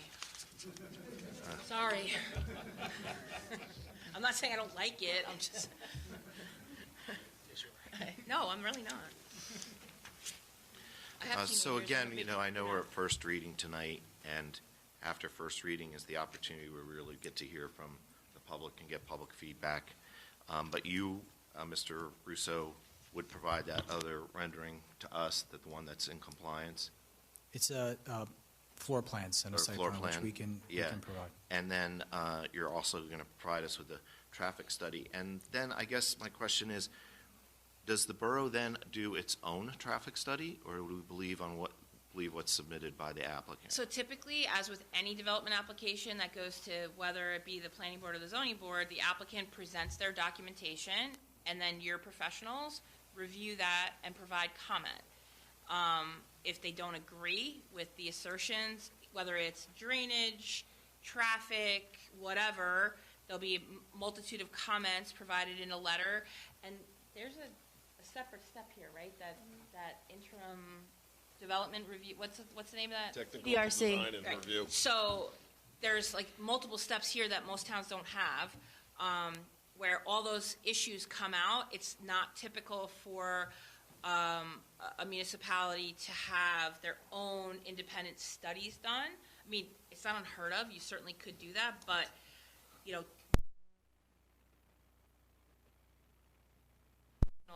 draw against. So it's more, we review what they say, and then we say we don't agree, and then they're most often inclined to modify their information, because if they don't, it doesn't usually go well when they get to the board. But we don't typically do our own independent Could we evaluation. ask the developer to provide an escrow for an independent company to come in and do a traffic study? You could, but they're not obligated to say yes. That all comes in the redevelopers agreement, right? Okay, that's, all my questions. I was just trying to get a better understanding of exactly what we're doing, so everybody is on the same page, ask those questions. And, I'll just share with you, Mr. Russo, since we met last time, the feedback that I've gotten as a member of the council, are regarding density and traffic. Basically, those are the two main themes that I've gotten from feedback with residents that I've seen. I mean, there's a lot of other concerns, but, those are really the major ones. We understand and we're prepared to address those in detail before the planning board, especially traffic. We know, fortunately, when it comes to analyzing traffic conditions, there's very set and defined standards, whether it's ITE, whether it's DOT. So there's usually not a lot of there's not a lot of leeway when it comes to the data. The data is the data, and we know we have to present it, and the borough has to approve it. With respect to density, I mean, I do want to make the point again that this amendment to the plan is not about allowing more density. I think the four-story plan that we're going to submit is going to prove that, and the project that's on 10th Avenue right around the corner from us, check it out. It's 0.8 acres, it's 60 units, it's 75 units an acre. That's the exact same density that we're proposing. It's about a smaller footprint and a better design. And just to touch on two of the other comments about home ownership versus, rentals. We did, the question came up during our March hearing, and we testified, in quite a bit of detail about, the differences between for sale and for rent, and, the financial feasibility, the financeability of both prospects. In this location, we are absolutely convinced that for sale housing is not feasible, but the benefits of for sale housing, I think why people are drawn to for sale housing from a planning point of view is the perception is, oh, the quality of the building's going to be better, the quality of the amenities, the quality of the resident, meaning it's less transient housing. You can have all those things in a luxury rental community, and you can hold us and any other developer to a high standard when it comes to the design of the buildings, the facade treatments, the, how the building's programmed, and get the same thing from a planning point of view out of a rental project than you can get out of a for sale project. This is not going to be an inexpensive rental project. This is going to be probably the highest renting rental building in Belmar, because it's certainly going to be the most expensive to build, and it's going to be with amenities that and the amount of parking and the location that are a little bit different than what's been built to date. So it's got to be a quality project, and we'll stick our neck out and say, if the governing body, through the amendments it makes to the redevelopment plan or the planning board, hold us to a high design standard, we're going to meet that standard. But I can't, I wanted to put on the record that we can't commit to doing for sale housing because I know it's not feasible. On the rentals, you won't be allowing seasonal rentals, will you? This will be year-round? Yes. You might have somebody that signs a 13-month lease or a 26-month lease who might not be living in their home during the winter months. You could have some of that, but we would be renting for a full year. I mean, there's very limited circumstances when we'll do less than a full year of this. No, our residents aren't able to sublet. And no VRBO? No VRBO, no Airbnb, no, absolutely not. Not that we're against that, it's just not, for the reasons why you would probably feel it's not appropriate, we feel it's not appropriate. There are many other Airbnb, VRBO options in the community. This building doesn't need to be another one. Any other questions? All right. Thank you, Mr. Russo. Thank you. All right. Excuse me. In light of all the information that's been done here, the public hasn't had an opportunity to weigh in. Since we've been discussing the ordinance, I was going to hold this on for later. But I know a lot of people in the audience have questions about the ordinance in particular. And before... Well, we're not going to, there's a public hearing at the next meeting, but that's going to lose the effect of all of the information that has just been done here. And I think the public has a right to weigh in. I mean, Mr. Russo has been given, over an hour to make a presentation, not only about his development, but how, this ordinance should be approved. And I understand it's the first reading, but the council could certainly approve public comment at this point to allow, while it's fresh in everyone's mind, rather than put it off for 2 or 3 weeks. And I think the public deserves it. And we had a lot of information, a lot of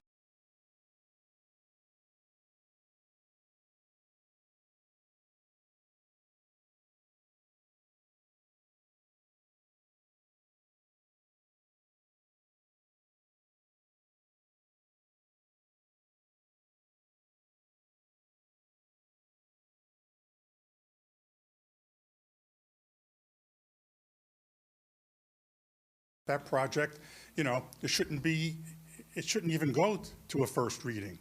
I think you can end it here and let them come back and do another amendment to the ordinance. And by the way, just so you know, Mr. McCracken, all of the other amendments to the plan, they changed the area of the plan. This is the first amendment that's actually changing the use and the height. Right? None of the other ones changed anything but kept adding parcels to the property, to the Seaport Redevelopment Plan. So, I think we should have, the public weigh in at this point. 2 weeks from now, it's too late, really, because what's happening is what I complained about before. You give us a little bit of information, a little bit of time right before you vote, and then you say, okay, let's vote. And it's too late. I think there's been enough questioning by you to know that, this isn't ready for prime time. And I think there are at least 3 of you up there in your heart of hearts who knows that this should not be passed. So, I'm asking you to not introduce this ordinance tonight. If I can, there's no public comment on first reading. This is just merely for introductory purposes. The public comment that Mr. Bucafusco is requesting of you is supposed to occur at second reading when the public hearing is offered. There's no public hearing on first reading. But there's nothing that would prohibit the council from allowing. Well, it hasn't even public been introduced on first reading. We haven't even got to that part of the agenda. We're still in the workshop. But the council can approve a public session. So you're for comments, asking, right? There's nothing that says you can't have a session before a first reading. So if I'm understanding you correctly, you would like the council to go out of order, violate Robert Rules of Procedure, and then have them institute a public comment on an ordinance prior to it being introduced on first reading for the council's consideration? Exactly. Well, but they don't I follow can't the advise rules that as now. being correct. You're supposed to have a roll call at the beginning of the meeting. We've never had a roll call at the beginning of the meeting. Okay. So, Well, I mean, come on, I understand your point. I'm going to disagree. Which is more important, Robert's Rules of Order or the people here who want to speak and give their opinion as to what goes on? Following the law is more important, and I Well, can't Don't start there. I can't Because permit. there's 3 people up there who need to know about following the law, and they know who I'm talking about. And now I'm going to counsel you and Right. advise you to not provide any more comments on that because I'm it is sorry. an active issue. This And should not be passed tonight. I know 3 of you, at least 3, you know in your hearts that this should not go forward. There's no rush. I suggest, have a little courage. This is a win-win situation. You can do something for the town. You can do something for the residents. Put it off, get more detail, get the traffic study, and just pass it, when it needs to be passed. But I think you're losing an opportunity to get input from the public here. That's my view. That's your opinion. Where's Okay. everybody else who's going to get up and talk? Thank you very much. Are we allowed? No, we're not allowed. I just spoke for 10 minutes. Are we allowed to ask questions? Maybe do that? Not. I'll tell you this, I will allow questions for the developer and limit it to just the developer.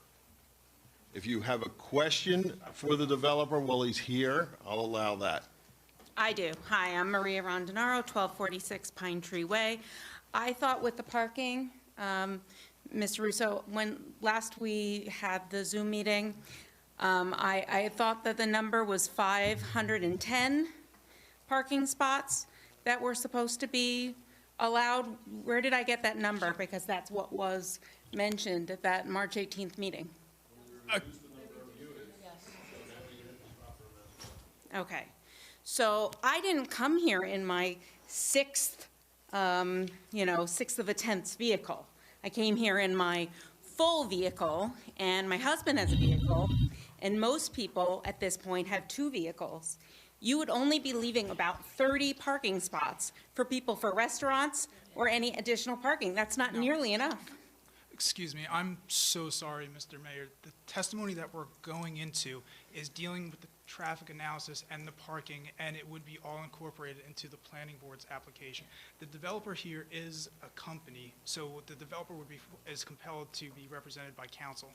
Because the developer, and I'm sorry, I don't know your qualifications, I don't know if you're an attorney, and if you are one, so be it, but otherwise, he's not represented by counsel here, and the testimony that he could be providing, if he states incorrectly, could bias and prejudice his application. It could technically be used against them.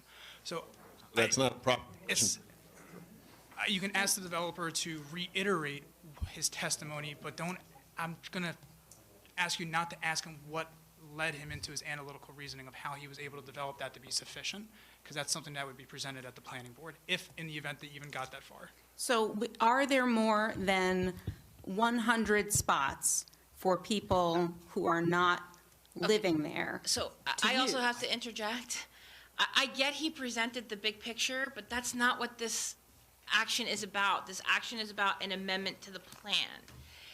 If the amendment is successful, and I have absolutely no idea whether it is or is not going to be successful, then they're going to have to make an application to the planning board, at which there will be a public opportunity. But at this time, we're talking about a conceptual design from which an amendment to the plan is being proposed. The action that the governing body is going to take is to introduce an ordinance to amend the plan, which is basically the zoning. It's not a development application.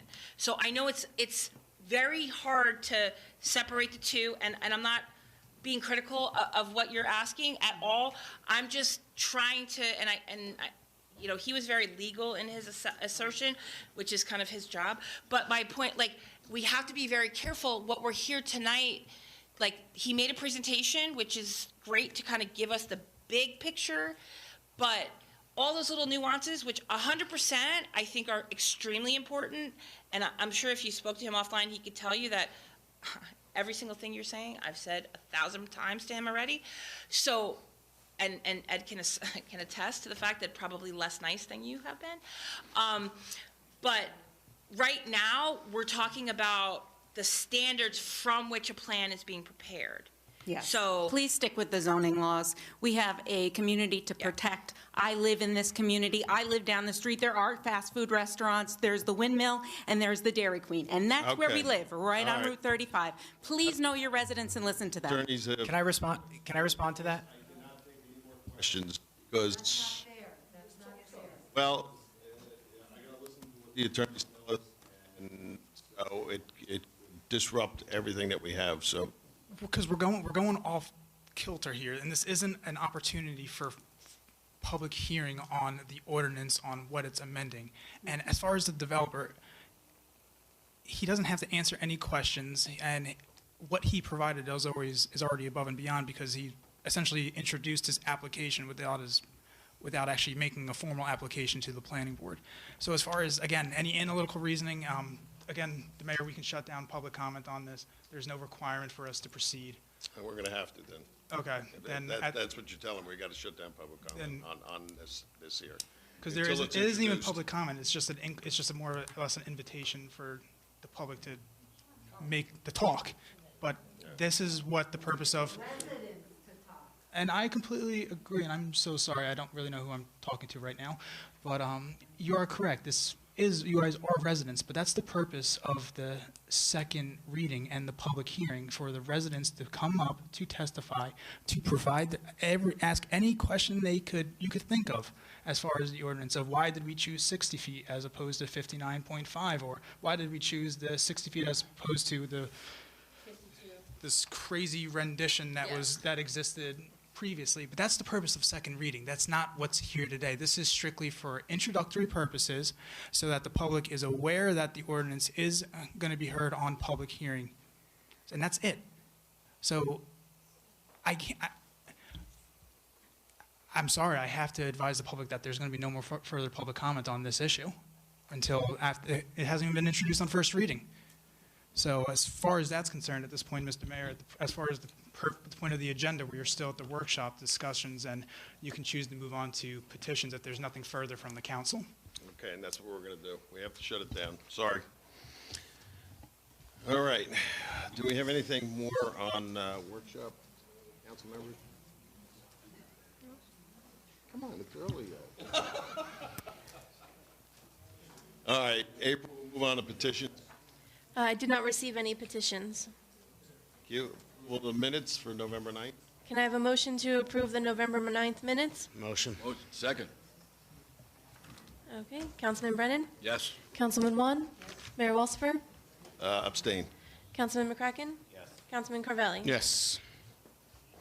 Reports of council. Councilman Carvelli? Thank you, Mayor. Good evening, everyone. I'll make it short. Hope everyone is enjoying their holiday season so far. Saturday was the Christmas tree lighting, Piano Plaza. Have a great tree this year. DPW did an awesome job with lighting and decorations, so thank you for that. And also thanks to the fire department and police department for escorting Santa. I also wanted to mention that I really like the way the light posts look along Main Street this year. I tend to run across Main Street at 15th Avenue early in the morning. Basically, it's still dark out, and there's practically no cars on the street. You know, you look north, and the poles all the way up to the bridge. It's just kind of cool. So I think it's a great festive addition to downtown. 2 Saturdays ago was the first annual polar plunge to benefit the Monmouth County SPCA at DJ's. I did not do the plunge, but I did stop in. I believe I heard they raised over $80,000, so sounds like that was a success.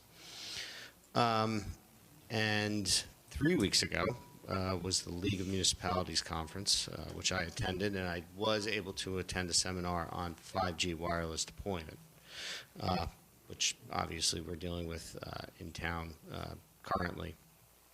I know that I think we're still in litigation with Verizon, but the takeaway for me was that it's good that we have the 5G ordinance that we put in place a while back. It helps ensure that carriers basically have ground rules to go by and helps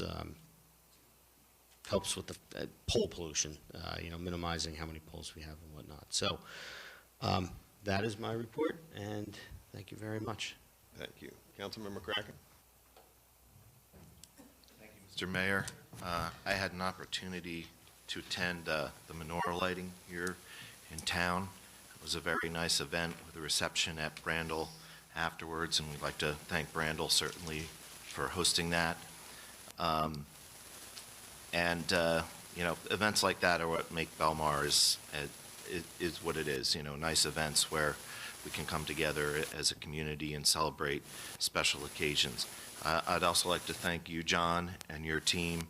The town looks great. The lighting, the holiday lights here around the municipal building, Piano Plaza, and up and down Main Street certainly make our community look beautiful, and I know your staff worked very hard on doing that. I'd also like to bring up at the last council meeting, which seems so long ago, it was brought to our attention by a resident that the flagpoles over in Monument Park were not lit. Immediately following the meeting, went down there. That resident was correct. And the next day, the municipal pole was lit. The repairs were made that needed to be made to light that municipal pole. It is also in need of paint. It's going to be painted in the spring. And the fireman's pole, where there's also an American flag, was never lit, has no lighting on at all.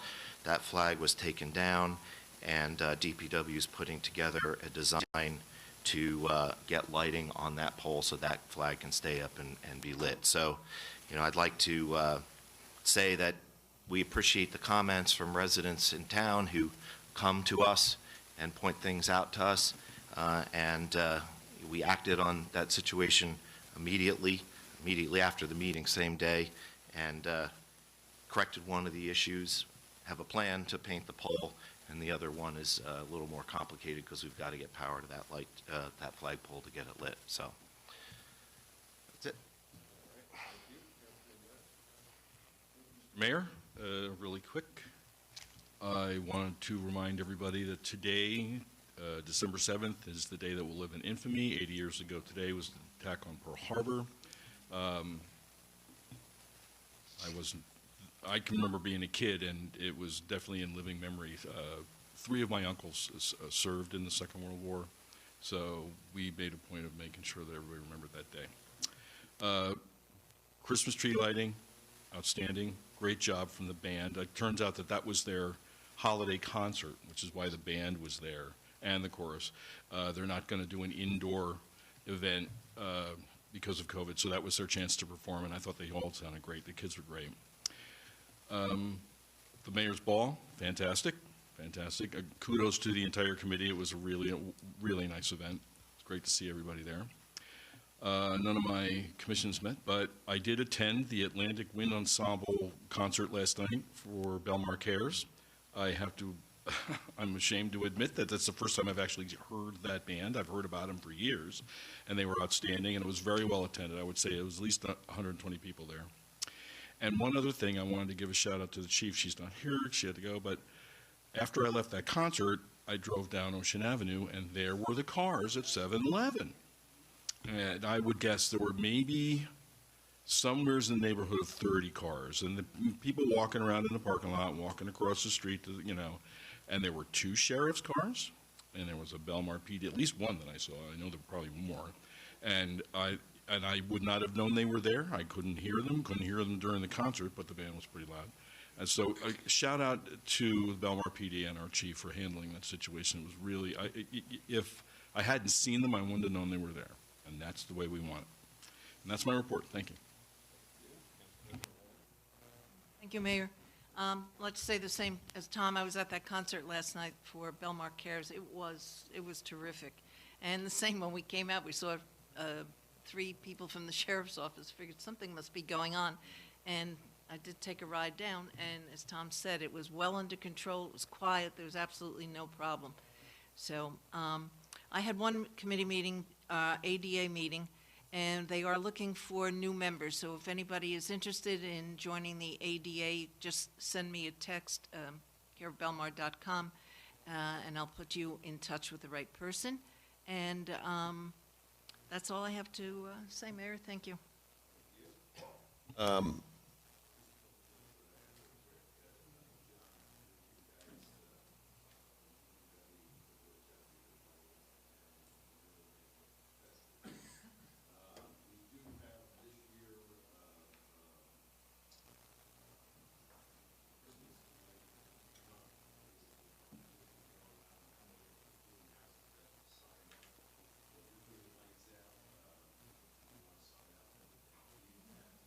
Just on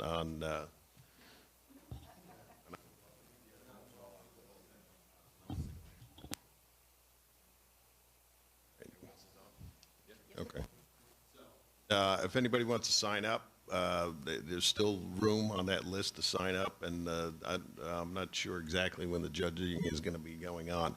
The other thing I want to point out is that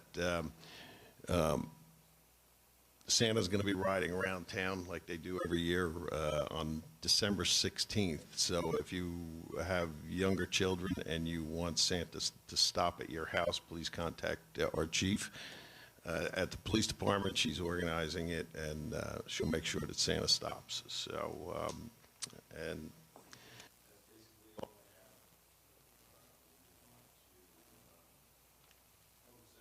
on If anyone would like to comment on the resolutions listed on the agenda, please step forward, state your name and address.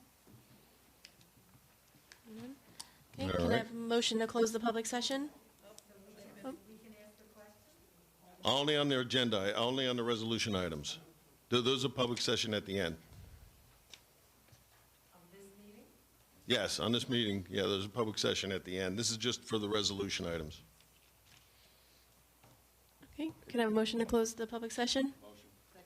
All in favor? Aye. Okay. Can I have a motion to approve the resolutions as listed on the consent agenda? Tom? Okay, Councilman Brennan? Yes. Councilman Wan? Yes. Mayor Walsifer? Yes. Councilman McCracken? Yes. Councilman Carvelli? Yes. Next is second reading and public hearing on Ordinance 2021-35. This is an ordinance amending the section regarding the ban of plastic bags and plastic straws. This is open for public comment. If anyone would like to comment on this ordinance, please step forward, state your name and address. Okay. Seeing none. Go ahead, April. Can I have a motion to close the public comment? Motion. All in favor? Aye.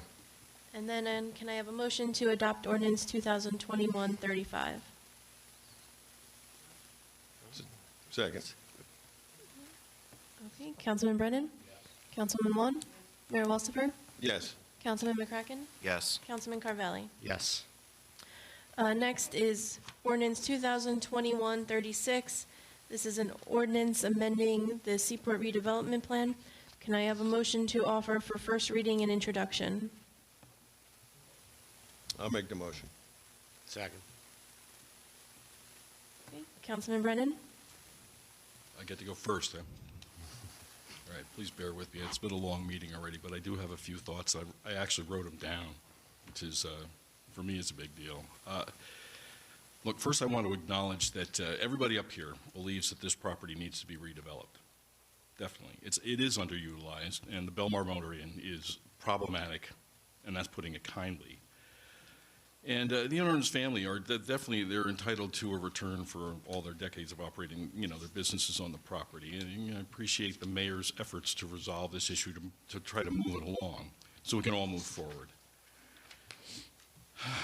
However,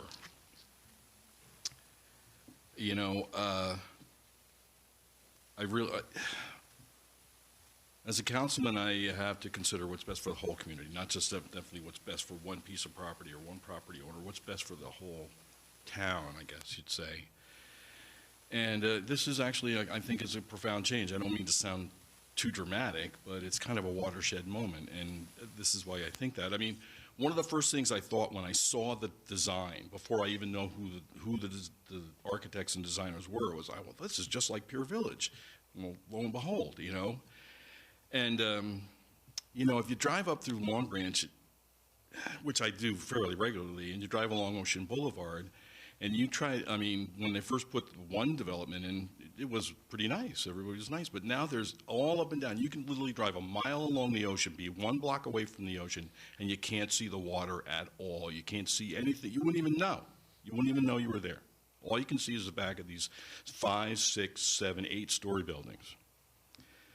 Now, that's not really what's happening here, but,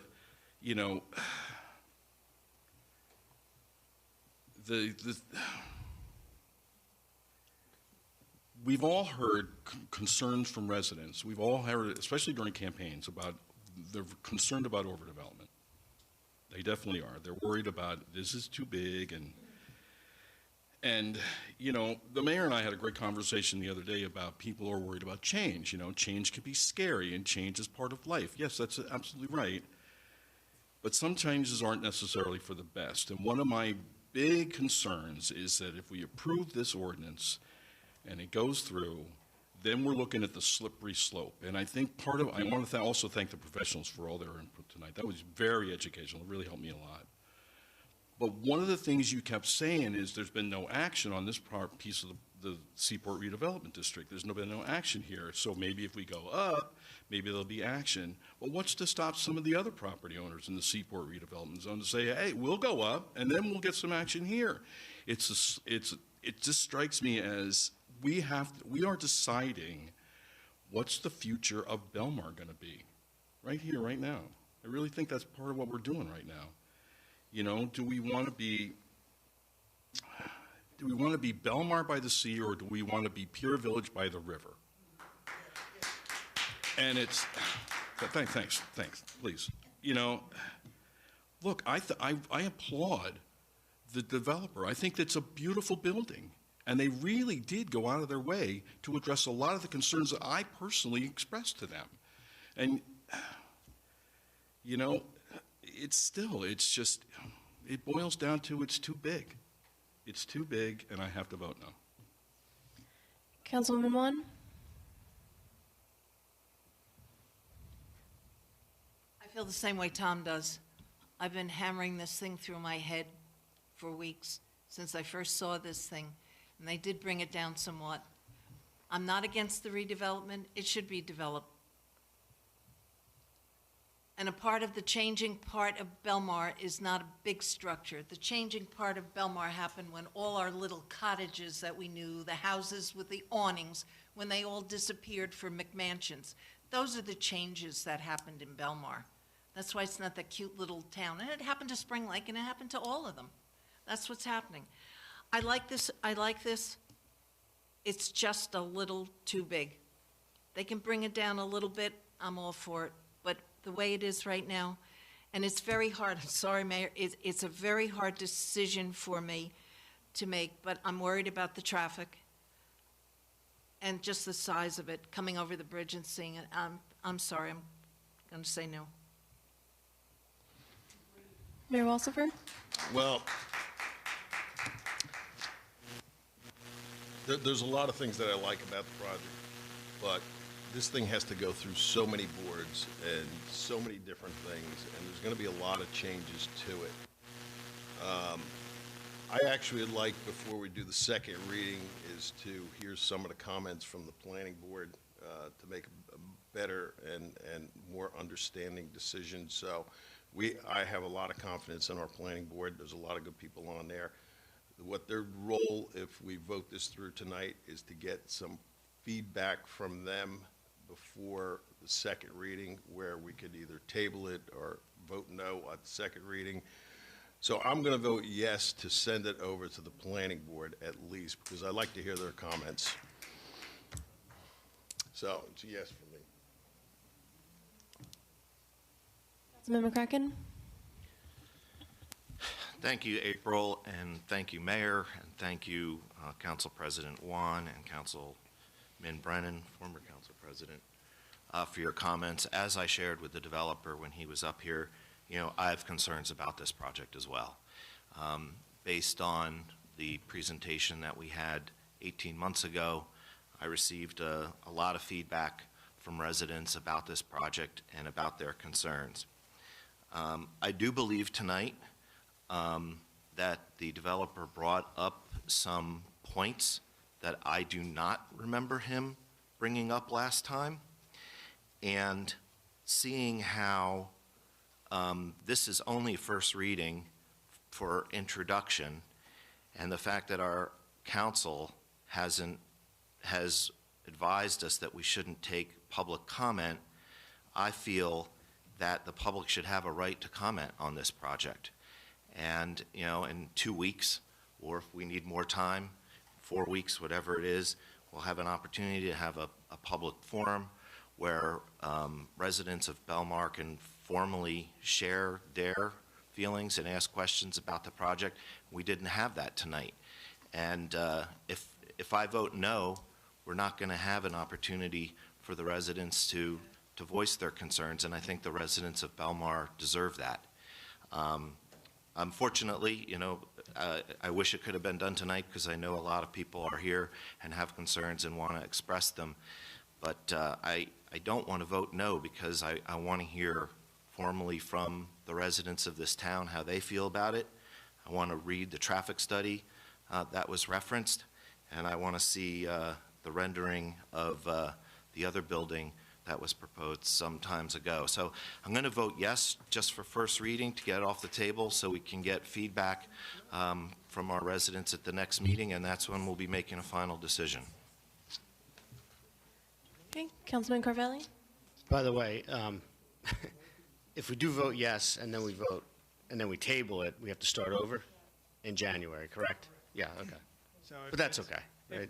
If you vote yes, it would move on for second reading at the December 17th, April? 21st. 21st, I'm sorry. 21st. December 21st meeting. Now, come December 21st, in the event you want to table it, the ordinance essentially is killed, and we'll have to reintroduce it on first reading in 2022. Right, okay.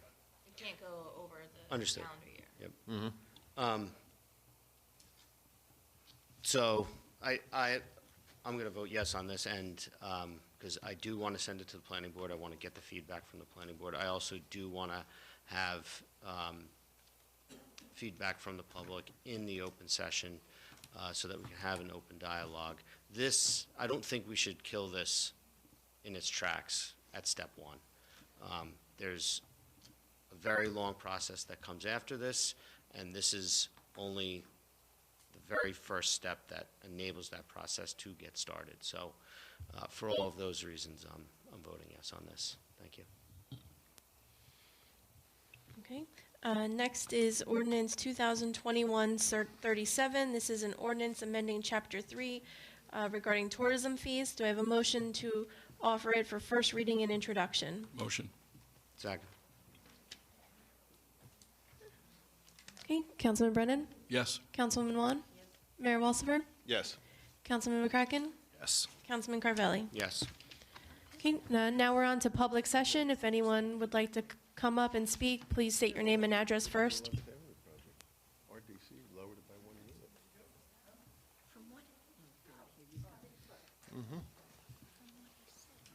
Mark Levis, 904 13th Ave. It just seems kind of rushed. Why were we putting this ordinance up when we knew we had to pass it, within the next council meeting? Why can't we have just waited until January to put the ordinance on, and then you have that time where you can table it for 3-4 weeks and allow the planning board to take a look at it, to review it, to have more public comment on it to figure it out. It just seems like that would have been a smarter move versus trying to rush it in before the end of the year. The planning board's going to look at it on Monday. Yes. No, I understand, but there's not a whole lot of time. Like, if you can't table it for 3 or 4 weeks, like Councilman McCracken had suggested, it has to be done before January 1st. That's correct, but as far as the reason why the ordinance is being adopted now, that's something that you could inquire on at second reading. Why, it's public comment. I can Public ask why, comments on- I can ask why the room is painted the color it is, You can right? ask public comment on anything, that's 100% correct. Yeah. But as far as why an ordinance is being adopted, an ordinance that is going to be heard on second hearing, you can ask your question then. I'm just asking why it was introduced today versus introducing it January when you'd have more time for public comment and it wasn't a huge rush to get it done. It's not a question. This thing's been going on for 2 years, so it was ready to go. We had time tonight, and we said we would hear it tonight. Okay, that's fair. My concern with this ordinance is not so much the development. I understand that that area does need to be developed. My concern is with us sort of changing our zoning laws to accommodate a single developer. Some of the points that were brought up by the developer were that the zoning area really wasn't right for that size building. But if that's the case, why aren't we looking at the entire Seaport redevelopment area? Why are we looking at just this building? If a 5-story building is what's needed, then shouldn't we be modifying the entire Seaport redevelopment plan and looking at the entire plan in its whole versus just looking at a single lot for a single developer? Well, it's something that you brought that up, but I had asked our planner to start to take a look at that. Okay. Because the east side of Main Street is totally different than this project here on 35. I agree. You know, we went through a big issue with moving that one project up and trying to keep it 50 feet from residents when they could have developed it 10 feet from the line. I don't feel that that's right, and we wouldn't let that developer move forward until he moved it 50 feet from the residential property line and move it towards Main Street. So we've asked them to really take a look at that and start to really look at the Seaport redevelopment, because on the east side of Main Street is totally different than out on 35 Highway or even down by the water. So, and it is like our planner said, it is a big area, and you brought that up, but we've already been in discussions talking with her to do that. It'd be worth seeing that when that does come out, if there is a study and something presented, and if this is going to be revised again, that'd be Yeah, so we're interesting to taking a see. look at it. My other concern is if this developer falls through for some reason, say they're not able to get past planning board approval, well, now we've just said that that property can be 5 stories. So any No. developer could come in. That's not the case. No.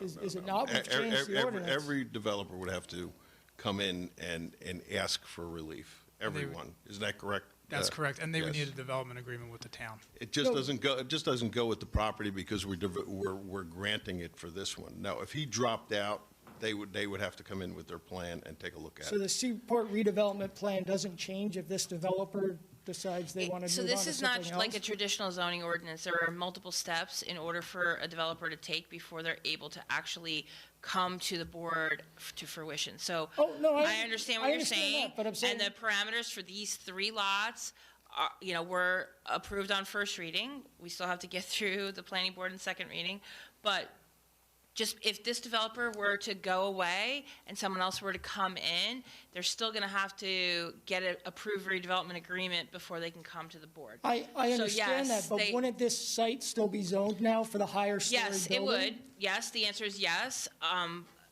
And some would say that, you know what, these 3 lots are different from, as the mayor had indicated, the east side of Main Street, different from the waterfront. I personally, if I were the professional at the time this was done, I wouldn't have done one size fits all. It's too big of an area and too diverse an area. So I do think it needs to be revised and relooked at for a variety of different things. I agree, but maybe we should do that before we try to rush this in before the end of the year. If the whole Seaport redevelopment plan needs to be revised, we should revise it accordingly, not just for a single quite developer. frankly, I don't think that's practical because it's too big of an area. I can tell you that myself and my office have been having conversations with a multitude of people over the course of the past several years interested in various areas in town. And so, there's a balance between doing a top-down approach versus a bottom-up approach, and I'm not saying one's better than the other, but you can't just autocratically say, this is how it's gonna be, because if it doesn't work, it's gonna sit for 15 years like this is sat. So you have to have some interest, you have to have some, this is not a condemnation situation. Oh, no, You have no. a multitude of property owners that have to engage in the process, so it doesn't make sense to do a one-size-fits-all. I understand that, yes, it's December and it looks like it's getting towards the end of the year and things are moving, but as the mayor said, I think as the business administrator indicated, this is a conversation that's been taking place over the course of the past 3 years at least. So while it may seem rushed, because now it's formally in the public, I can assure you that it has taken a very long time to get to this point. So I have concerns because I don't think our Seaport redevelopment plan was just a one-size-fits-all. I think it set limits, but it set limits to what this is the max we will accept. So if another developer comes in and says, well, that 5-story building's nice, but I think a 6-story building works at my lot next to it, and it's not going to be a problem. Are we then looking at 6 stories, and where does it stop? I mean, this developer referenced the building on 10th Avenue that's new as an example for why they feel they should be able to go this big. I hate that building on 10th Avenue. It's an eyesore. I'm not in love with it either, just so you know. And I understand that this isn't, this is just a difference of opinions. I don't feel personal about any of this. For me, I would rather see if there's a reason to change the Seaport redevelopment plan, it's done comprehensively and holistically about the whole Seaport redevelopment area and not just changing rules and regulations for a single developer. That's my opinion. Thanks, Mark. Great comments. And I just want to clarify, I think, something Jen said, and maybe then I'll be corrected myself. No worries. We voted tonight to introduce this ordinance to the public. Right. And the way the municipal process works is at the second reading, the public has an opportunity to comment and give feedback on the process. And in addition, the mayor and Councilman Carvelli proposed even a second step to send it to the planning board on Monday to get their feedback. I think if we had introduced this tonight, taken public testimony, and voted on it, we could have been accused of rushing something through. Instead, I think, in my opinion, what we did is right because the public wasn't able to comment tonight. So it wasn't approved. It was introduced.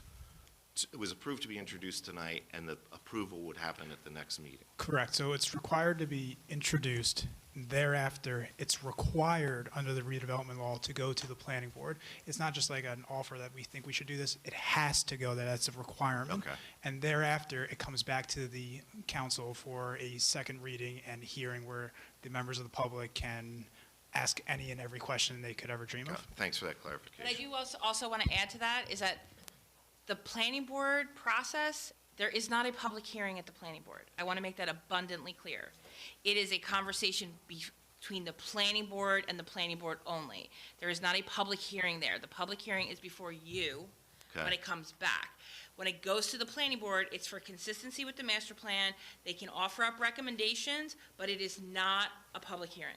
There will be no public process associated with it at the planning board. The public process. By the way, Public in intent.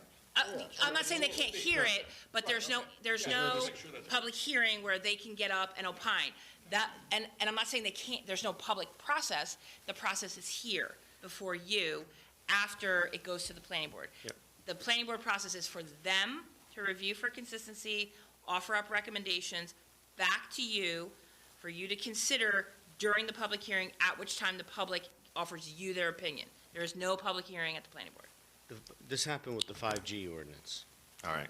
Right, yeah. It got sent to the planning board. The planning board reviewed it. The planning board attorney writes a letter stating, you know, what they found, what they decided, which got delivered to us before, before we voted on it. All right, so better yet, we have opportunity here now for two groups to give us feedback, the public and the planning board. And by the way, if this for some reason falls through, we could always change the Seaport redevelopment height thing back. Later, right? What? Right, if it falls through, we don't want to leave the height on these three parcels the way that we that it may get approved, we could always change it back later. Yeah. Repeal the ordinance. Repeal the ordinance, a new ordinance that changes it back, whatever, right? So. Correct. That's what, if it falls through, that's the if it falls through part. Right.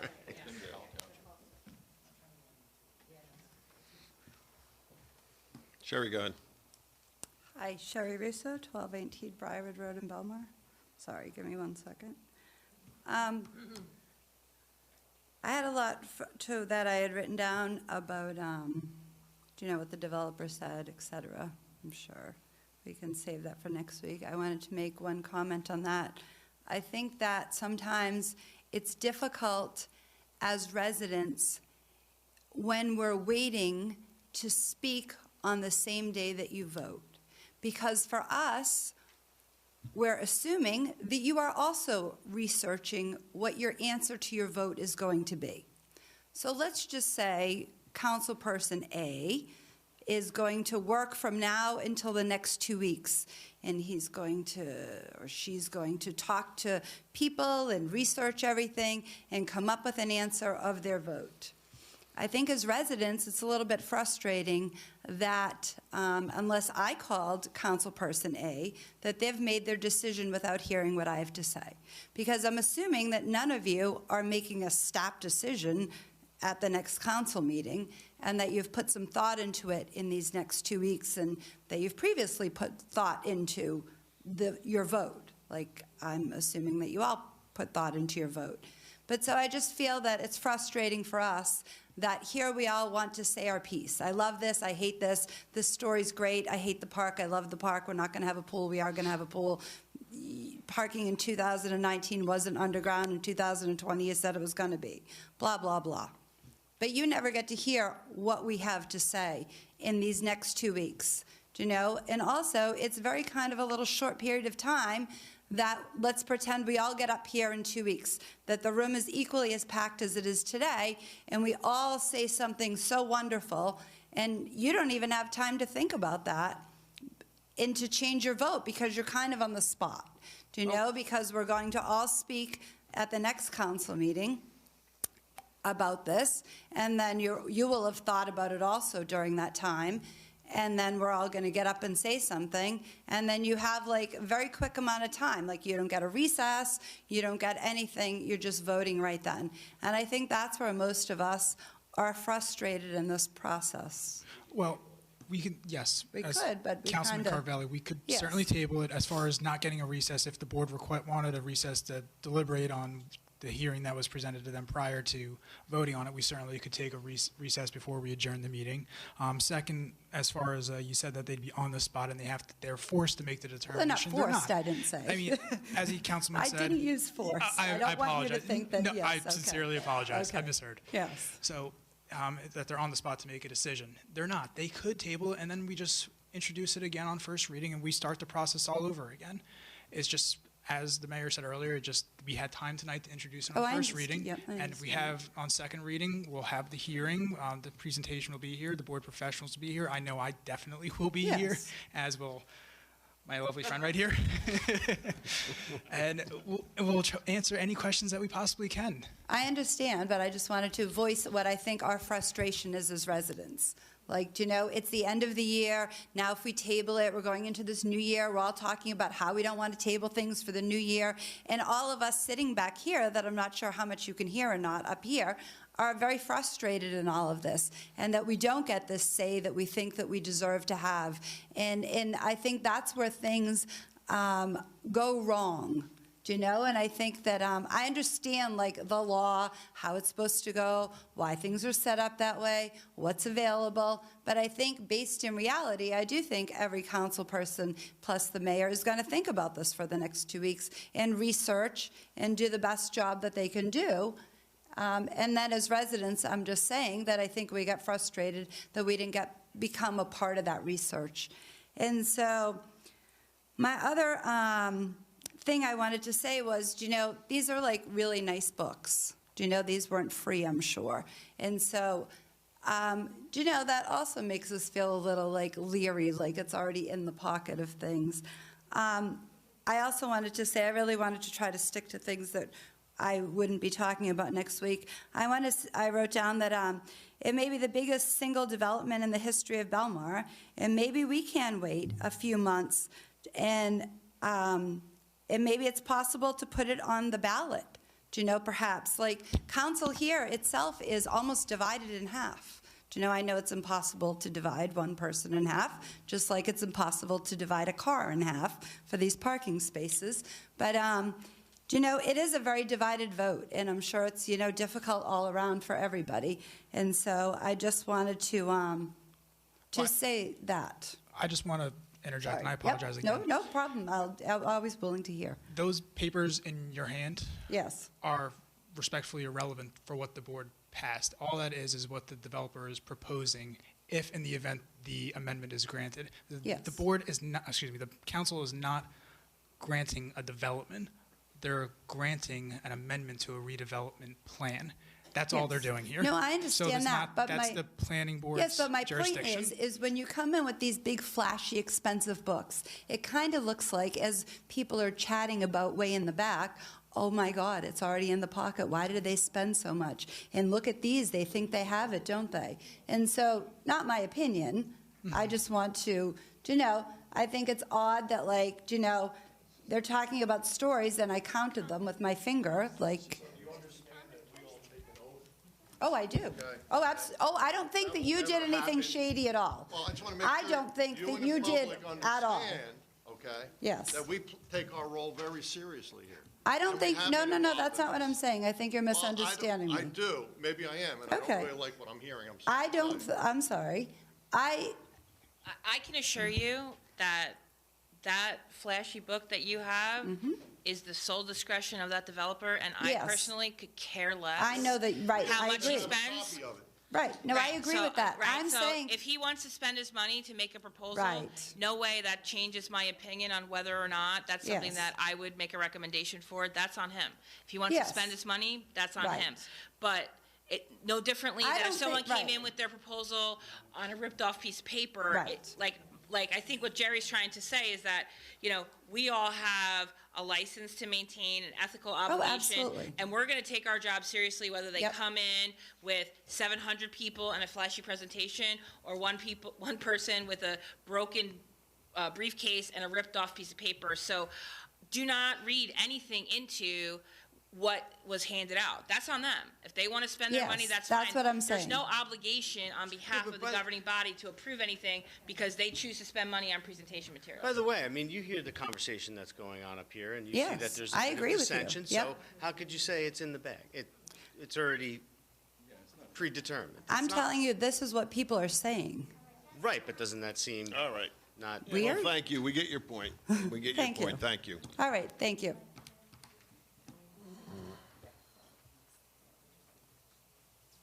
Hello, my name's Gail Ham, 707 10th Avenue, Belmar. And I understand that this is, first of all, I want to thank everybody here because I know you spent a lot of time and a lot of effort on it. And I have a respectfully asked question that's a little bit confusing to me because it seems like the vote was based on information provided tonight, and everybody kept saying 60 feet, 60 feet, 60 feet. So I did look at this, and I'm confused because I see several renderings here where it's 75 or 77 or 68. And then other people who are not architects and all, who are just regular residents like myself, found this to be confusing. So what is this with the rendering with 75 and 68 and 77 feet? Honestly, I couldn't tell you because I haven't seen that document, Okay. all right? But I can tell you for sure that as it gets through the process and it gets to the planning board, they have to provide all the information that you have in your hand, and if it's over 60 feet, they're not going to get approved. But it is saying that right now. It could be, I don't know. Why would we vote? We're not voting on that. What we're voting on. I understand that. I Okay. understand we're not voting to accept this development. I understand this is a first reading. But the first reading was based on everybody here talking about 60 feet, when what they presented clearly states 77, 78. Okay, so- maybe I'm misunderstanding it as the non-architect. Yes. spot. Ed, let me just. But I want to bring up the question, because other people would, thank you. Yeah, because other people, I'm sure, are feeling the same way, you know. Well, again, that entire piece of paper, packet in your hand, you could go home and throw it out. So It's there's irre- other information then, other than As this, far- that you guys are basing your decision on? No, our decision is based off of the amended well, shouldn't say our decision, the council's decision is based off of the planner's advice, the engineer's advice, as well as the amended redevelopment plan, which is attached to the ordinance as Schedule A. And it's the council's obligation at this stage to vote either affirmatively or negatively to introduce that ordinance so that it can have an opportunity to be heard at public hearing and go to the planning board to determine whether or not the amendments that are proposed therein are consistent with the master plan.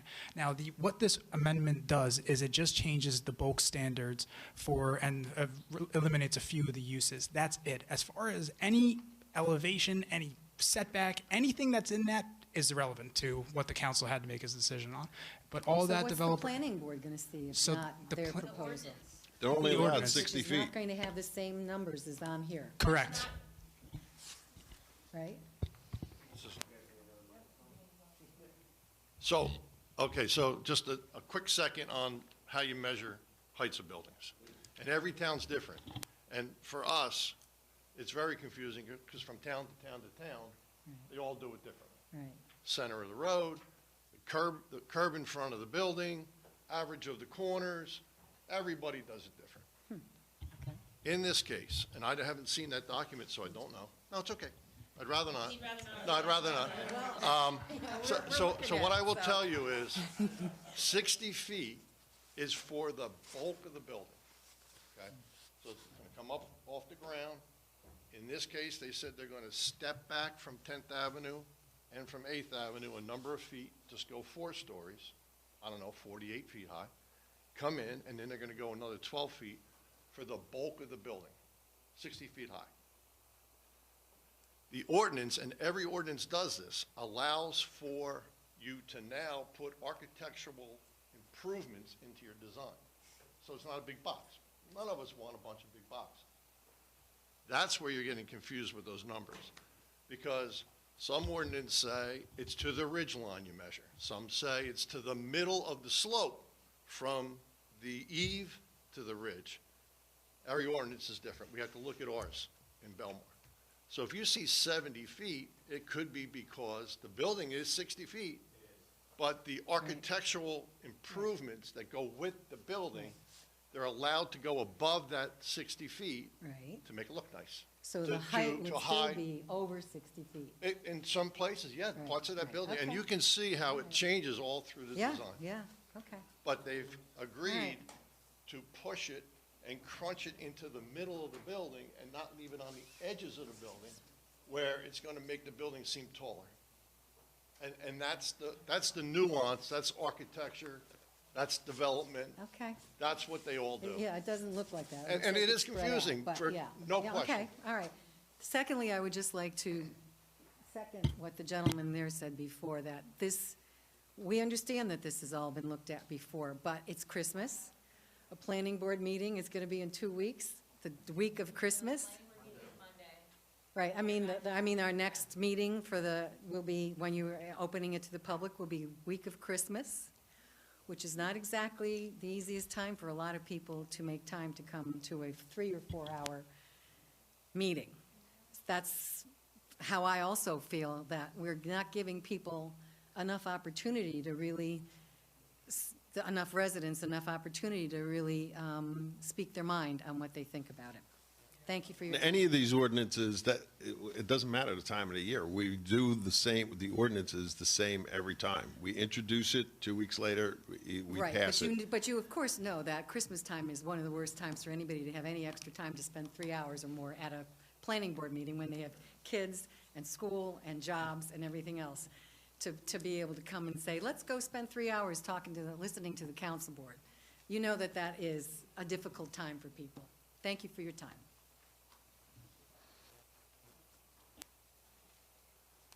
Hi, Maria Rondinaro, 1246 Pine Tree Way.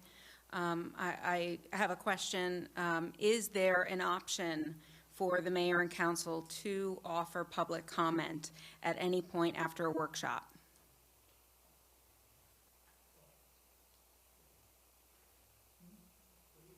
You know what I mean. No. I genuinely, like, as far as... I mean, listen, I'd love to be watching Bachelorette right now with my husband, but I'm here because this is my town and I care about it. And I think that we should have been heard. And you all had that opportunity to allow the people who were here to speak before you voted on this. Well, we're missing the point, because what the workshop was on the developer's proposed construction. Now, the developer here is not represented by council. So if you're going to inquire as to what his workshop discussion was of what he envisions this proposed redevelopment plan would be in the event he was provided the redevelopment agreement, without him, A, being represented by council, and B, not being before the planning board, where this board has zero jurisdiction to address any of those concerns or inquire as to the bulk requirements or why there are certain setbacks or architectural renderings are set a certain way, would severely prejudice the a potential future applicant. And at the same time, the law is clear. First reading is introductory purposes only. Second reading is public hearing. So I hear you, but you know, someone had mentioned, and maybe it was Jennifer had mentioned, this being not traditional. And being in the holiday spirit, this is certainly not traditional. Something of this magnitude should not be brought to our attention right before the holidays, during the holidays, right after an election. I mean, people are crunched. It looks like you've already made your decisions. And I really hope that you listen to the residents in these next 2 weeks. Call them, listen to them. Even if they're the ones that disagree with you, please listen to us, because this affects us. It affects me walking across the street to access the parks that we were supposed to have a Parks and Recs program for. This affects our community. I moved here for this small field community. Well, I could have chosen another town if I wanted to be another town. I could have chosen Asbury Park if I wanted to be Asbury. I chose Belmar. And I happen to think that a 3-bedroom apartment that might include children is a good thing, because our school needs children in order to get funding from the government. Thank you.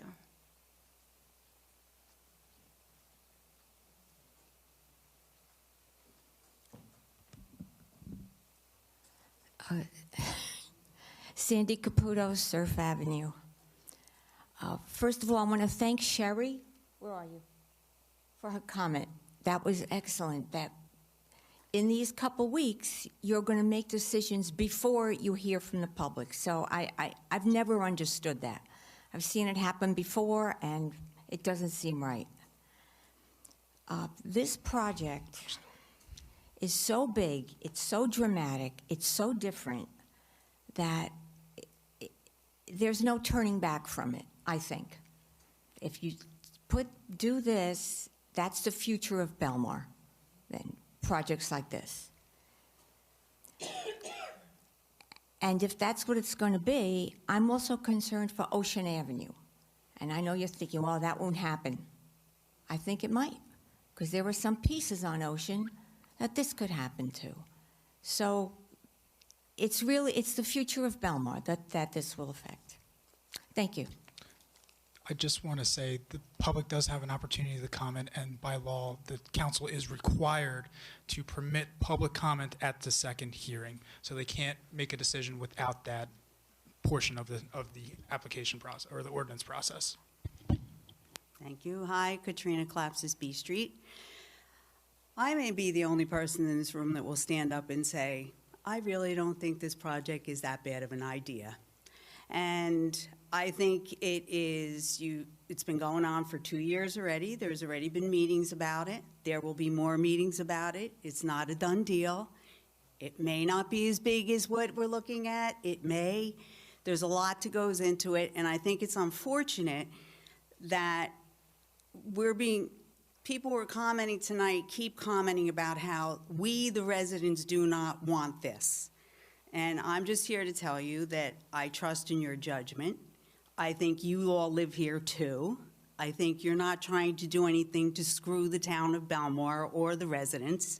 And I believe that you're trying as hard as you can.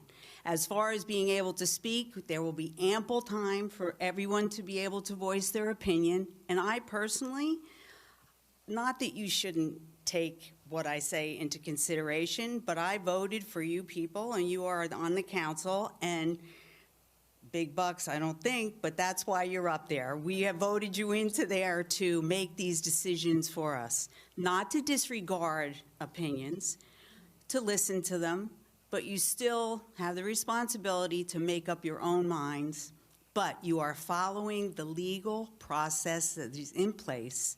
It's been going on already for 2 years, and I would like to thank you instead of yelling at you and demeaning you. Thank you.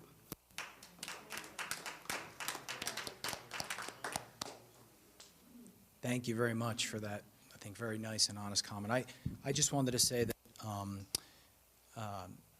you know, it's great to hear so much public comment. I understand that a lot of the comment that's been made is certainly of, you know, questions and concerns. What I would ask the governing body to consider, and really all members of the public,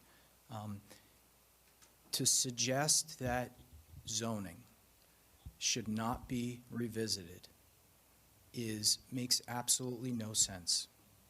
We all know that changes happen over time, and nothing is all good, nothing is all bad, but the job of the governing body is to weigh changes in our community, understanding what changes are in the best interest of the community and what aren't, and to make a thoughtful and objective decision. I know that most people are approaching this matter that way, but to hear comments suggesting that zoning shouldn't change or the project is too big, it would be great if in the next hearing, if we get that opportunity and the public, as they should absolutely have an opportunity to comment openly and say whatever they have to say, positively or negatively. What comes out of that discussion is, why is what's being considered by the governing body bad? Why is an extra floor on the building affecting Belmar in a negative way? Objectively and thoughtfully, because we have not heard much substantive comment about why the height, if it isn't the height amendment, if it isn't approved, why it shouldn't be approved, and what are the positives and the negatives of this decision. I think it would be very difficult to argue that there are negatives, and that and to the extent that there are, that they outweigh the positives. Right? No redevelopment. All this is going to be addressed at the second hearing, so okay. there's no reason to go into this right Okay, now. the last thing that I'll say is I would encourage all members of the public that wish to comment and the governing body, read the redevelopment plan. You can't just make a decision about one aspect of the redevelopment plan with respect to a bulk standard height without understanding the context of the plan. No, we got Okay. it. We got it over here. Like, I think That's that we got the ability to advise them. We understand your position. You presented your position. I don't think they need to understand their role. They got it. Okay, I understand. I was more directed for. Yeah. Okay. All right. And Thanks, the Ed. We'll see you. Can We'll I make see you one in 2 last weeks. comment?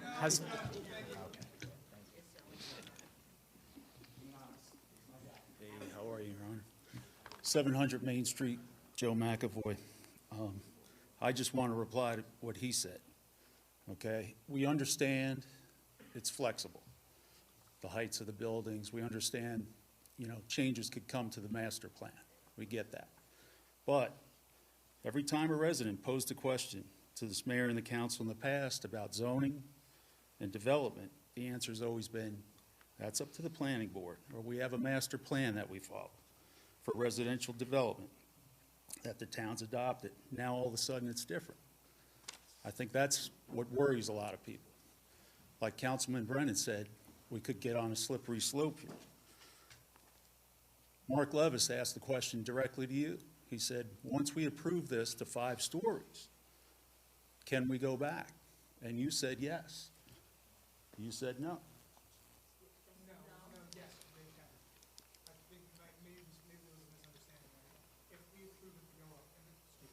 I said if we approve it, right. it only is a no on this specific piece of property if in the event, say, we're going to go with just what's been years before the board, that this developer gets the development application, the developer agreement for this Right, I understand. for partial, and then they go But to the initially- and then they go to the planning board and they get this fully approved, and then after it's fully approved, the borough goes, But initially, nope, they you're not gave allowed to two do different that. answers. I heard Correct, it. because it's two different answers is the correct answer.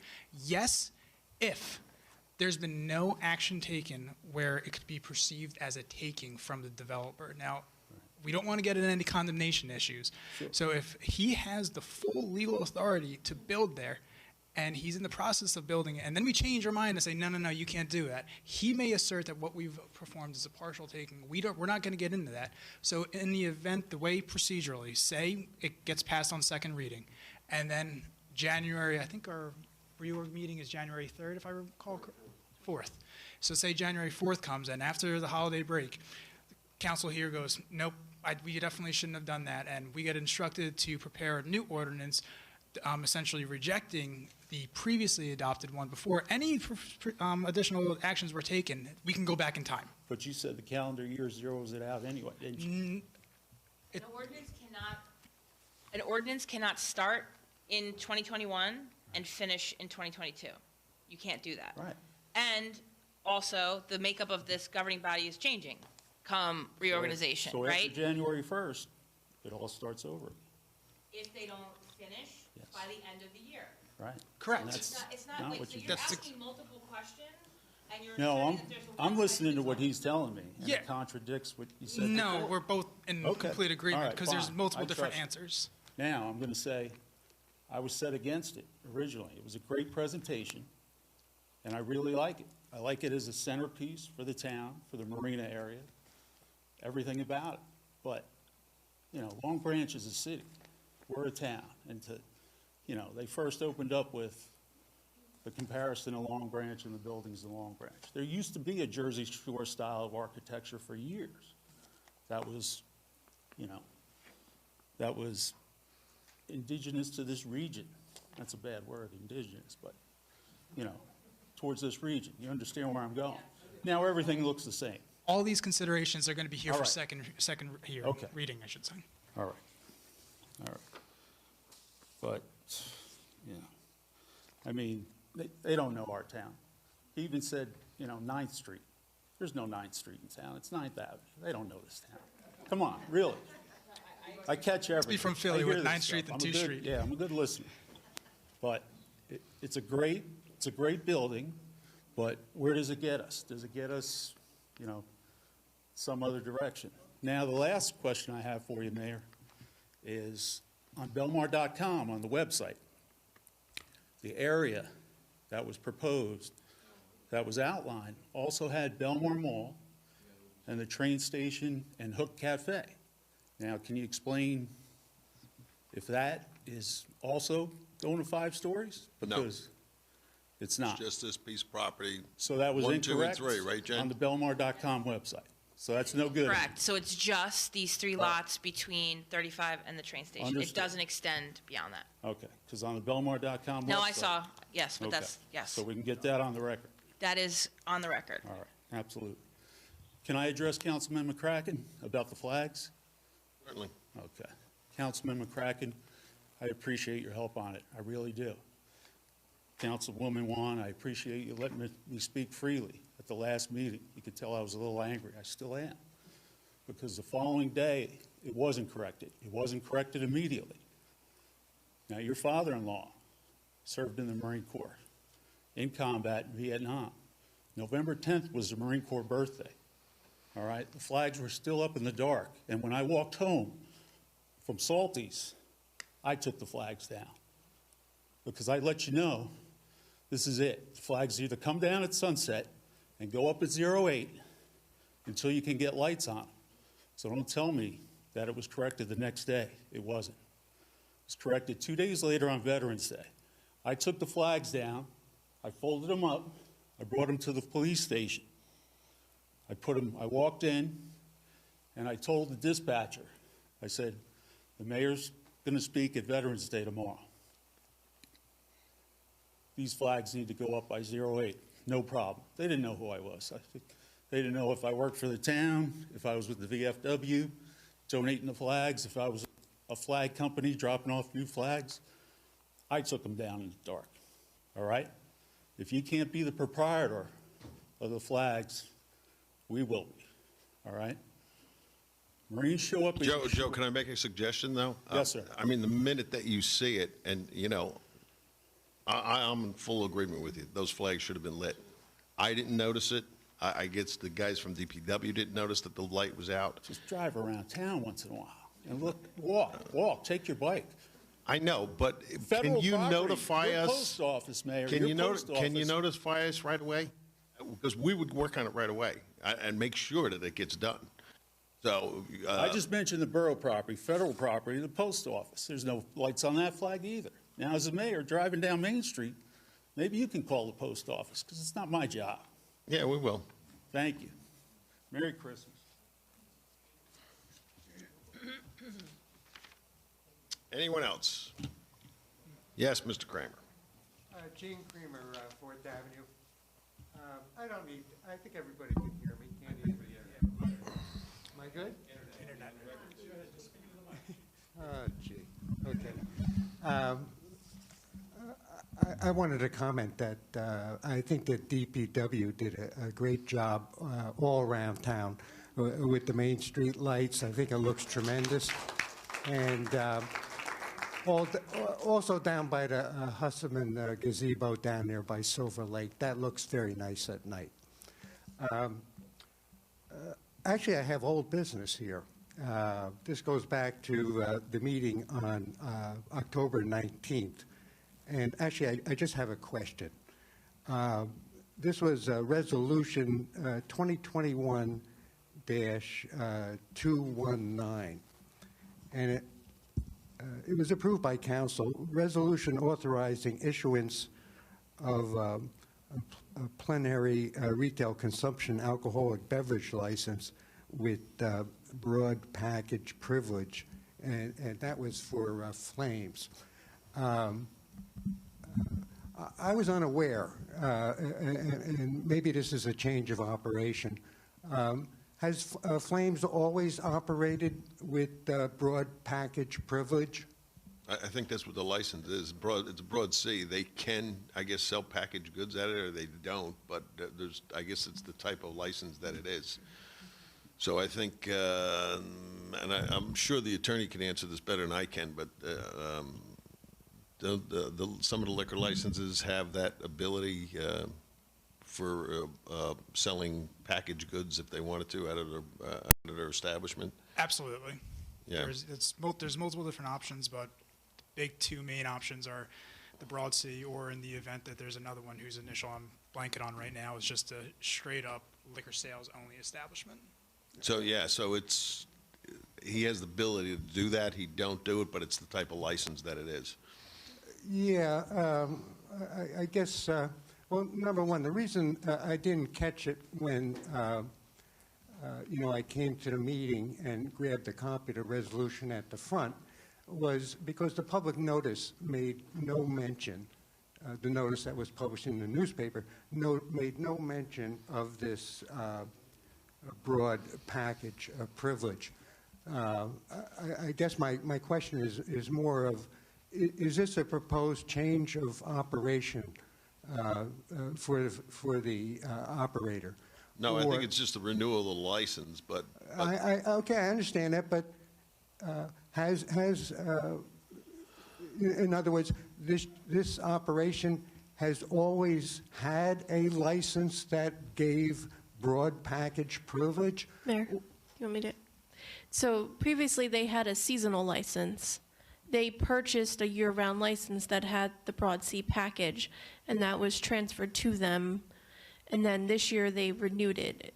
The reason there was a notice in the paper was because of the pandemic, the state was behind on processing the original license previously owned by someone else, and then they were behind on approving the transfer, so this license got delayed on renewal, which is why they had to put a notice in the paper and why we didn't do it until October.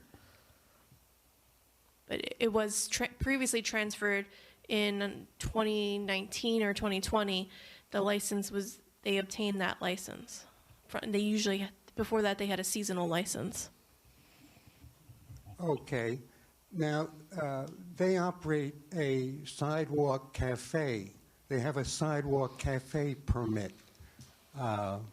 Was that sidewalk cafe permit issued for also the operation of selling packaged goods? This sounds to me like this is a change of operation here. In other words, now you can be able to go inside and buy a bottle of booze and walk out, whereas perhaps before you were only able to sit down and be served at retail consumption. I just believe it's the type of license that it is. How it got advertised, I don't know, but it's not a change of use. It's just the type of license it is that somebody can come in and buy a six-pack, whatever, from the bar, and he has that availability to do that. I don't think they do, but I think it's just, it was advertised as the type of license as a renewal. So, and I don't know what was advertised in the paper, but it's just, I think it's the type of license, correct?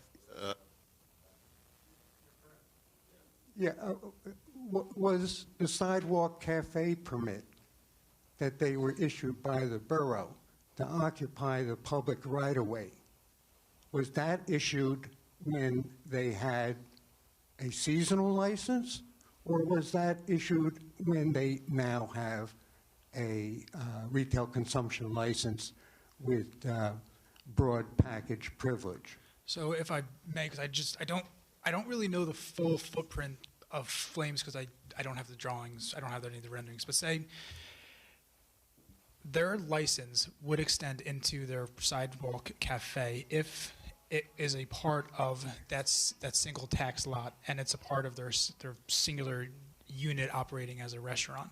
Now, if it's two separate establishments and they have the sidewalk cafe under Joe Schmo ownership, and then they have Flames under Jake Schmo ownership, and Flames has the Broad Sea license, then the sidewalk establishment wouldn't. But if it's all the exact same ownership and it's all the exact same establishment, then there's no issue there.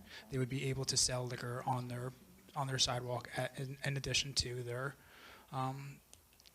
inside the actual restaurant themselves. Is that a change of current operation, though? No, it's not. It's not? No. In other words, they can come out on the sidewalk and sell perhaps a fifth of scotch, cash on the barrelhead. Well, that's in the public right-of-way. That's a little more nuanced, a little more different in that factual circumstance. What I'm talking about is, say they have a two-top or two-person table sitting on the sidewalk, and you're there, and you say, you know what, I want to have a Johnny Walker on the rocks. That waiter can serve you there. However, when you're inside and you go to like the bar, or you're being served by your waiter, and you say, hey, can I have a six-pack of beer to go home with? They would be able to pack you up a six-pack and give it to you at your table for you to leave. But it's not something as far as like a walking liquor store where you can walk around and you find a waiter just standing there and say, hey, can you give me a pint of Crown Royal? That's not how it works. As far as whether or not they're allowed to sell packaged liquor as opposed to beer or wine, it really depends on the full outline of their liquor license. I would have to review it and see exactly what they own. Because the action that the borough took with this resolution included the entire premises. That's correct. Okay, so they could sell fifths of scotch from tables out on the sidewalk. The answer to that is going to be depends, because it depends on whether or not their liquor license permits them to sell. There's liquor and then there's beer. So you have to, some liquor licenses. Yeah, but this says broad. I understand. I don't have the full outline of exactly what the Broad Sea is. I'm working off memory, and you're testing as much as I can remember off of the Broad Sea license. It appears to me that this is a change of operation. No. To the best of my knowledge, they've never sold liquor other than if you were going to consume it. Patrick, there. can you research that and give? Absolutely. I mean, you're asking questions, and let's look at the Flames, the license, and look at the Broad Sea, and then he can give you, because we're all trying to think from memory, and to give you the exact answers that you need. I think Patrick has to research it a little bit for us. Well, yeah, Mayor, I guess the point I'm trying to make here is the activity that's actually taking place within the public right-of-way. I think we all would admit that's much too congested there. The public can't pass there. And by the way, I did take a closer look. It appears that one of those steel poles that's in the way of walking along the sidewalk there is actually owned by the borough. All the other utility poles in Monmouth County with their traffic and Verizon and Cablevision and Jersey Central Power and Light Company, all those poles are identified. But there's two poles, one on each corner of 10th and Main, one on the west side and one on the east side. I was just looking at the borough, the calendar that we had purchased for next year from the Historical Society. Those poles may very well be from when the borough had a trolley line. They're two old steel poles. They've been there for as long as I've been in Belmar. But we may actually have a historic landmark there right in front of Flames. But I think what I want to get to is the sidewalk cafe permit that was issued to Flames to operate there. Now, if there's a proposed change in the operation, that negates, that makes that sidewalk cafe permit it's just not applicable. I'll have Patrick research it, and we'll take a look. And the other thing is, the town fathers, when they did draft up that sidewalk cafe permit, the conditions are that, number one, you can't change the operation for what it's been approved for. And then the other one is that it has to comply with all the relevant zoning regulations. And I do not know how, and this, by the way, is not in a redevelopment area. This is a good old Belmar zoning. This is commercial business district number 1, where there is a requirement for a site triangle. And I don't know how you can comply with it. I don't think that property is even eligible for a sidewalk cafe permit. Okay, enough on Flames. But actually, I have another question. The planner mentioned there's no condemnation in the redevelopment area in Belmar, and I believe that's correct, right? What's the difference between condemnation and eminent domain? Nothing. Oh, so we all can understand now that the town can exercise eminent domain over in the residential district where the First Aid Squad is located, but it can't exercise eminent domain in the redevelopment area. Why is that? I have no idea. No. Just the way the legislature crafted the law. I mean, you can't just use eminent domain just because. I mean, there has to be a public purpose. But, the law allows municipalities to exercise their rights.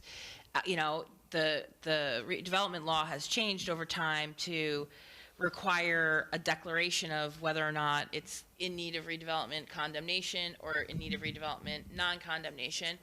But the governing body still has the ability outside of that legislative arm to exercise eminent domain for a public purpose. For example, another community that I work in northern Monmouth County, utilized eminent domain to take a piece of property for an affordable housing project. So affordable housing has been declared a public purpose. So they do have that right. They can't just decide, I don't like you, so I'm going to take your property because I want it. Like, there has to be a public purpose associated with it. And they could even, the borough could even do that within the redevelopment area. From what I understand, it's a non-condemnation designation. Isn't that correct? Yes. So they cannot, because the law, the redevelopment housing law states that you have to declare whether you're going to use condemnation or you're not when the area was designated. And once it's designated under one of those two prongs, that's the path you take. So it's my understanding, and that's the feedback that I've gotten, correct? Yeah. That it's a non-condemnation area, meaning they don't have the authority or to use eminent domain in the redevelopment area. Okay, so if the Belmar First Aid Squad was located in the redevelopment area, the borough could not exercise eminent domain? Not as far as I know. Okay, thank you. It just that it seems as a landowner, you have more protections in the redevelopment area than you do in a residential district. I have no opinion of that. I have no comment to that. All right, anyone else? All right, I know it's been a long meeting. Thank you, everyone, for coming out. Can I have a motion to close the public session and adjourn the meeting? Motion. Second. All in favor? Aye.